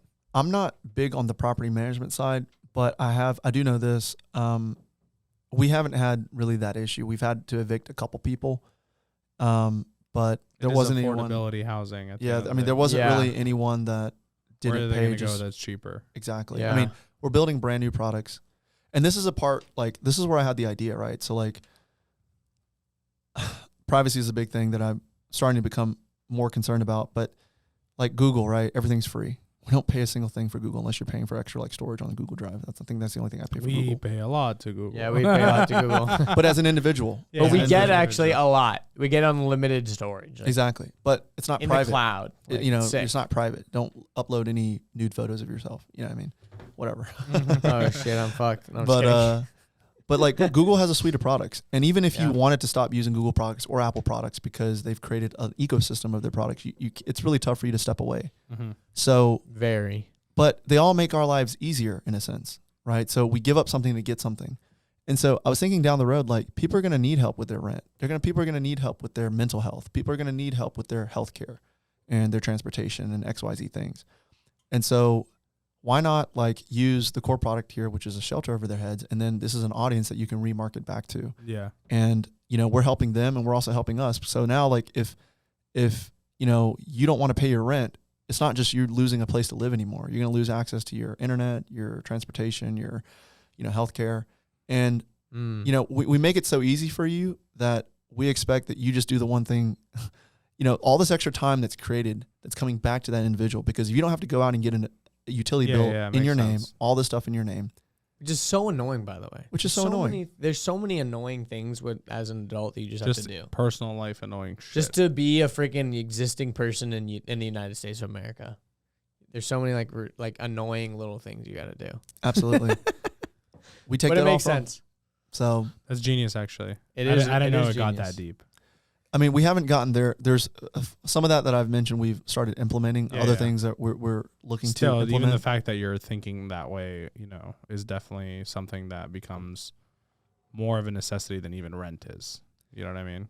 Yeah. I joke all the time. Like I don't really do too well thinking about like luxury stuff. That wasn't really what my parents taught me, but like in frugality and making things like work with less, I'm pretty good with that. Like that's come from like my childhood upbringing. And like I would want it for myself, right? It's like if I went to go rent a spot, like, and everything was taken care of, it was almost like an Airbnb or like a hotel. Like why isn't it like that? Why do I have to get it? Pay my own electricity? Why is it not all included? Because do I have to suffer because whoever built this apartment didn't build it with the right insulation, and I'm paying like triple the price in electricity because all my AC is like going out through seeps and gaps through the walls and windows.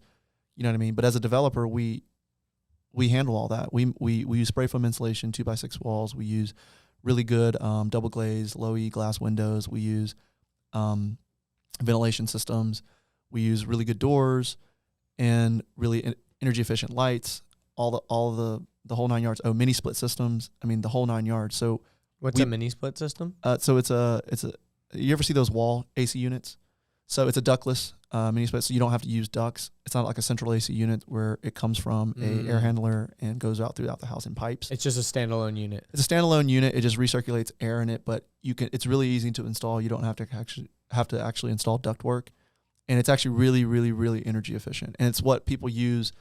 And this is what I've been saying. So many countries. Countries use this. I remember being in Europe, Taiwan 20 years ago. Yeah. That's all they use, and we There's just got little into remote it now. control things in each room. That's it makes so much sense. That's all Lebanon is too. Like think about how many. It's the one thing in the United States because we adopted like central heating and air like so early. Yep. While all the other like in Europe and stuff, those buildings were built to not necessarily need AC. It was like open these windows at a certain time of day and like there'll be enough circulation and stuff. Yeah, we're So they just very tack on those little blessed units in the United States. Yeah. You just open those, and we're really excited to get our first energy bill. Like the apartment we're just finishing now, it's Who a the fuck passive. says that? It's a passive apartment. So we use passive house technology to insulate and Wow. and we did all the energy modeling for this apartment complex. So I think it's the first one in Georgia that we did like that. But we're excited to get the electricity bill just to see where we're at. We're using tankless like gas hot water heaters. And our ultimate game plan is like, we're going to keep these. We're going to keep these forever. And we're just going to, we're going to keep renting this out. And like, as the price of the dollar, the inflation occurs, the rents still go up. I remember like 3 years ago for the same 1-bedroom apartment, we were charging $650.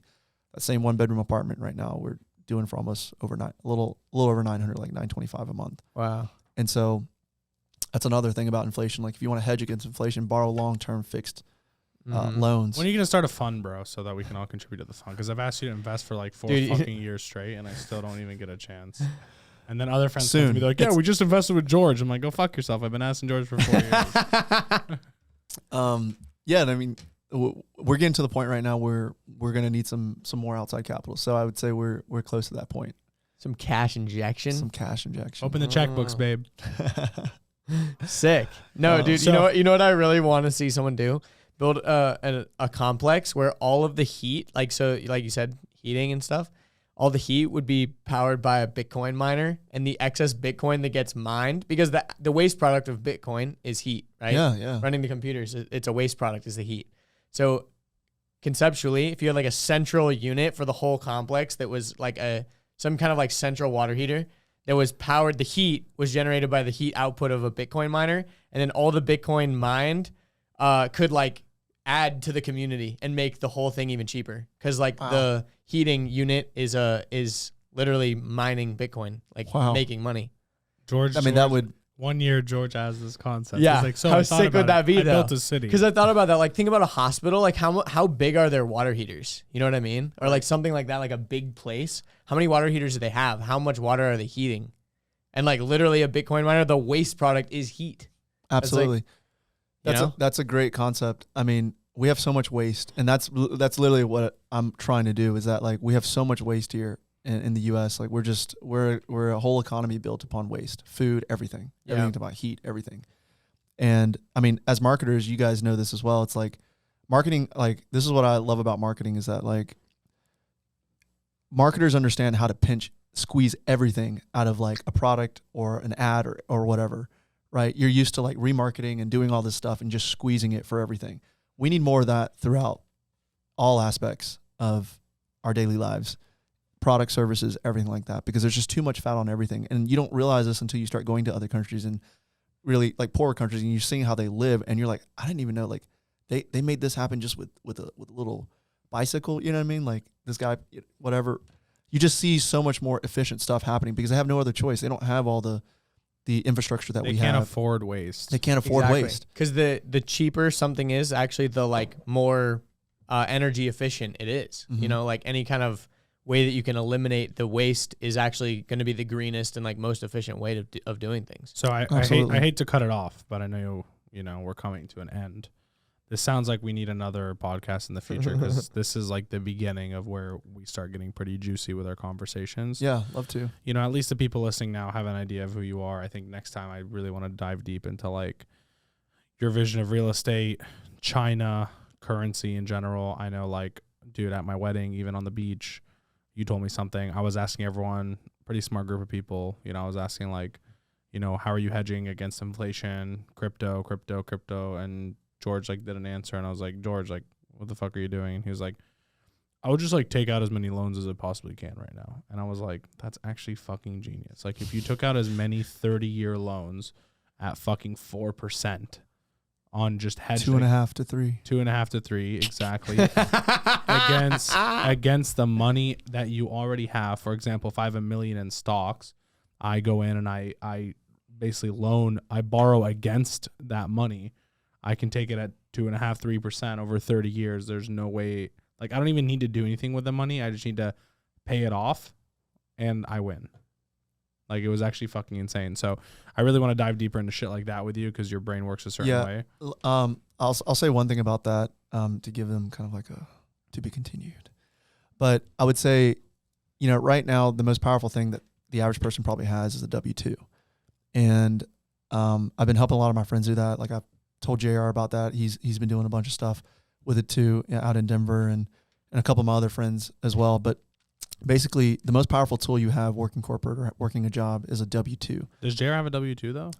No, I think he's doing it with his friends that have W-2. Okay. But if you're someone that has a W-2 and you don't currently have a primary home, it's because you're waiting on something. If you want to become financially free, that first primary home will get you there. Let me explain how. So in 2017, I bought my first primary home. I had purchased homes before this, but a primary home is what a lender would call your primary residence when you're getting a first mortgage. A lot of the first homes I purchased were all cash, so I didn't need loans. Even though if I lived in them, I didn't need to classify them as primary loans. So the primary loan with my first mortgage company, I bought in Doraville. I bought a 3-bedroom townhome in 2017. I think it was $180,000. I lived in one. I rented out the other two, and I lived for free. And I made I basically house hacked. I made like $200-300. Then a 4-bedroom came across the street that I really wanted in the same neighborhood, and I really wanted that one, but it wasn't available when I was looking to purchase it. So so I told my dad, I was like, "Hey, Dad, if you buy this house for me, I'll live in that, and I'll just rent my house out." And so when I moved out, my room I rented it out for, I think at that time like $700-800. So I was making like $900 a month cash flow on that on my first house. The second house was a 4-bedroom house. I did the same thing. I lived in one of the bedrooms, and I rented out all 3 to like my friends and family. My brother lived there, XYZ. And fast forward to today in 2021. Oh, by the way, the 4-bedroom house I bought for $200,000. So only $20,000 more than the 3-bedroom house. So there's 2 separate houses in the same neighborhood. One's a 3-bedroom, one's a 4-bedroom. The 3-bedroom I paid $180. The second one, $200. This was with a loan. I think I put as low cash down as possible, like 5%, or maybe even 3%. Mm-hmm. So fast forward to today, that house, the 3-bedroom house is now worth $300,000. My 4-bedroom house at the corner unit is $350,000. So I've made $150,000 of equity in that one, and another $120,000 in the first house, and just in equity. Not to mention, do you have renters in those houses? Yes, Nice. Especially not to mention all the rent and cash flow that I've collected from those properties. Yeah. And my mortgage for the $180,000 house, the 3-bedroom, was $1,200 a month. Okay, the 4-bedroom, $200,000, that was like $1,300, not that much more. But now, like 3 years ago, $1,200 was a lot more than $1,200 is today because of inflation and things like that. So, and for that house 3 years ago, I was only collecting $2,500 a month for my 3-bedroom house. So my mortgage is $1,200, and my collecting rent was $2,500. So and after like insurance, maintenance, all that stuff, I was probably only taking home like $800 a month. Mm-hmm. But now today, 2021, that house is renting out. The rents have gone up. My mortgage has stayed the same. I'm collecting about $3,800 a month because I'm renting them room by room now. Because I used to rent them to families too, but now I've gotten smart. I've rented them room by room, like kind of because this is also a trajectory of where the world's going. The household sizes from 50 years ago to now, the average household size has decreased from like 6 average family members to 2. But the number of households have increased. So what's happening is we have smaller families, single mom with a kid, single dad with a kid, or a single person living by himself or herself, or a couple living together. They're both single, or just a couple not married yet. So the average room, we don't need 4-bedroom houses as much anymore. We need more like 1 and 2 bedrooms, which is what we focus on in our apartments. But I thought that was interesting because that's why I started renting out room by room. And like all my residents are really, I mean, they're like me. Like I'm, not married with kids. And I'm 31, so I'm renting to people like me. These are people working. I got people working at Delta, like a bunch of corporate jobs. They just need a good place LG, to live. They need a good place to live. Yeah. They haven't found their significant other yet. And they just want somewhere inexpensive to live, because if you want a 1-bedroom, what are you going to pay? $1,500. But if you come to me, and if you go together with your friends or something, like if one of your friends kind of drops out of the whole rent situation, it's not your landlord's fault to figure out who's going to fill that spot. It's yours. So then you're like constantly like hoping that people don't want to move out and shit. That's another thing. It's like when I was you're renting to helping them families, out. Yeah. when I was renting to families, whenever a family would move out, it would take me a couple months to rent. But like if one person, which are all, they don't know each other, they don't move out all at the same time. Yeah, it's not like if Steve leaves, then we're all leaving. Like, Right. So like I don't lose all that rent. Yeah. So like That's all I have smart. to do is fill up that one room. And the pool of single individuals that need a 1-bedroom is way more than a family of 4. Yep. Because my house sat empty for 6 months, and like I couldn't get a solid, and I'm very picky with who I let in. So like, but now like there's a giant mass amount of people that I can pick from like Airbnb, Facebook, or whatever, that can fill those rooms up. And so my original $1,200 mortgage from 3 years ago is still $1,200 today in 2021, but my revenue, my rent prices have gone up, where I'm collecting about $3,800 for that, right? And my 4-bedroom house, that one's a $1,300 mortgage per month 3 years ago. Today it's still $1,300, but my rent has increased. I'm collecting a little over $4,000, right? And so that's the power of borrowing long-term fixed interest debt and using it as a cash, as an asset. So an asset is something that puts money in your pocket. A liability is something that takes away. When you buy a primary home, if you're not house hacking, it is a liability. If you're paying money out of your pocket, out of your paycheck every month for that house, that becomes a liability. Now, I'm not getting in, like some of my friends are like, well, I don't want to live with people, blah, blah, blah. I'm not arguing that. You need your space. You need to have it. But if you're young out there and you don't mind, or you're just getting out of college, you have a good job, you got paid 80, 60 grand a year going to Deloitte or whatever, and you're just kind of on your own right now, this would be a really, really great way to build up some equity right now, because you cannot even find a house in Atlanta for 200 grand anymore. Like even in 3 years ago, like I basically bought the last few, I think in decent areas in that Dorville, Chamblee area. Housing prices are skyrocketing so fast that if you don't make a move to secure your equity in there, you're going to miss the jump up. We've already missed quite a bit of it, So if you didn't have your money in Do you stocks, think there's more Bitcoins, jump real up estate, coming right now? yes. It's since the beginning of time and like of the American economy. Yes. That's how it's been going. Yeah, of Right. course. But like also like prices 6 months ago were the same prices they were in 2007. Yeah. I think there's a correction coming, if that's what you're asking. That's what I'm asking. Yeah. I think that there definitely is a correction coming. Everyone's making money right now. Like everyone's buying NFTs for like stupid amounts of money. Like where's all this money coming from? You know what I mean? Right. Like we just printed a shit ton of it. That's You're where like, it's coming I from. just spent 9 ETH on this, and you're like, dude, isn't That's that like fucking like thousands of dollars? Oh my God. bro? Yeah, it is. It's insane. And I I just bought this like, monkey, dude. It's I was 9 into- ETH. I was in Tulum, and like I met some people, and they were like, "Oh, we're making like nude ETF, or NFTs, and like these." I was like talking to this group of people, and I was just like, "All right, like this is not the group of people that should be making like 10 ETH on an NFT." You know what I mean? Like this is Right? stupid. This is stupid. Dude, This I is just got all off going to stupid. zero. I got off a call with someone. They made NFTs. Literally insignificant person in the scope of the world. Launched their NFT. 10 seconds. Guess how much they did in sales? Yeah, I've heard 10 this story. grand. $650,000. No. Yeah, The fuck? I have so many people in my inbox right now telling me about NFTs. Like, yo, I just made like, like saying 300-400, and on the secondary market it fetched 1.6 million. I'm like, what? What does And, that and mean? the This is crazy something- thing about the secondary Who is market, buying this? Who the is buying crazy it? part about the secondary market on that is if you built in a smart contract into your NFT, you get get a royalties percentage of of all the sales secondary ever. market sales, which is wild. I don't know too much about this, so I'm not going to try to act like I know what I'm talking about. All I'm saying is like something doesn't make sense, and it could be that I'm completely There's wrong. a big correction for sure. It could, some completely wrong. But at the end of the day, in the future, anything you buy that's like an internet good will just be minted as an NFT because why not? Right. I mean, So- this is sort of like that. I know we're kind of going over on time, but I got like 7:40. Okay, cool. But it's like that Big Short scene where he's like in the strip club, and the stripper's like, "Oh, I got like 3 houses flipping," and, you know, blah blah blah. It's like I kind of feel that right now a little bit, and I mean, I rode the wave up, and it feels good. I think Bitcoin, I just checked, like hit like 30, 63, 65. It hit 65 Yeah, when today. you walked into my office, I got pinged 65K. What? Sheesh. Dude, it's gone up like, What's it at right now, oh my George? God, 64.5. Wow. I've been kind of like cashing out a little bit.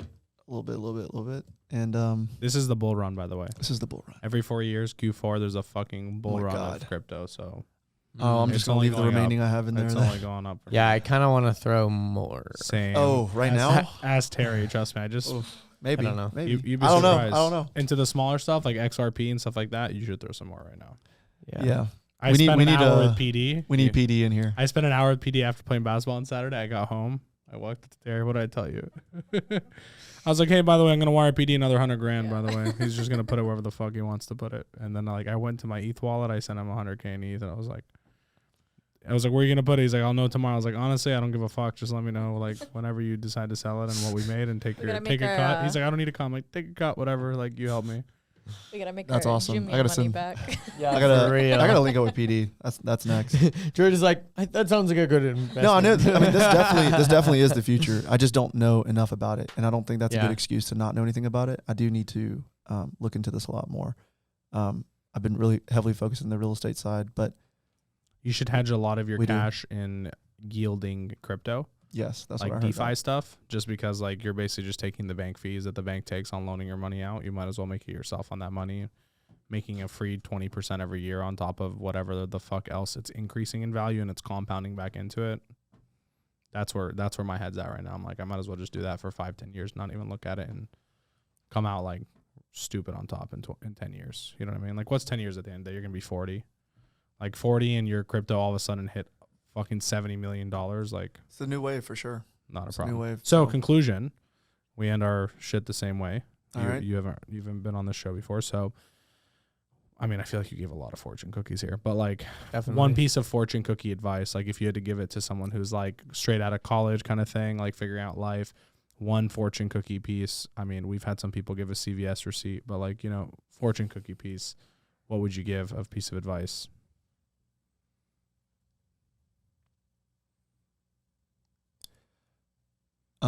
Well, I would just say that just know that you're an original piece of work, art by whoever designed you. And, you know, we need more of that. I think what works for someone else may or may not work for you and vice versa.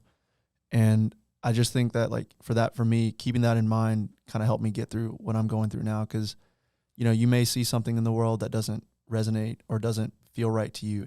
And maybe it shouldn't, you know, maybe the world needs that and it needs you to change it. But when you settle for someone else's dreams and let someone else's dreams sort of come into your life, you're not going to feel fulfilled. You're not going to feel happy. I think, you know, make your money enough to where you can survive, but don't give up on like what it really takes for you to feel fulfilled. Because after you get the money, the next problem you're going to experience is feeling fulfillment.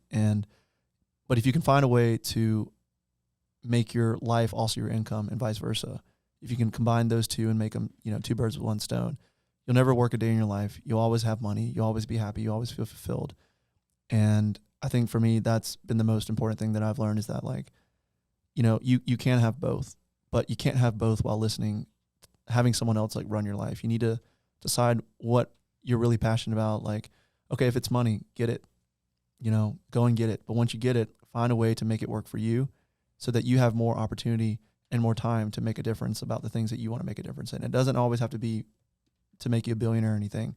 It could be as simple as like spending more of your time in a foreign country, giving back to like whatever you want to do, you know? And so, but you won't have this time unless you first figure out those first few things and yourself.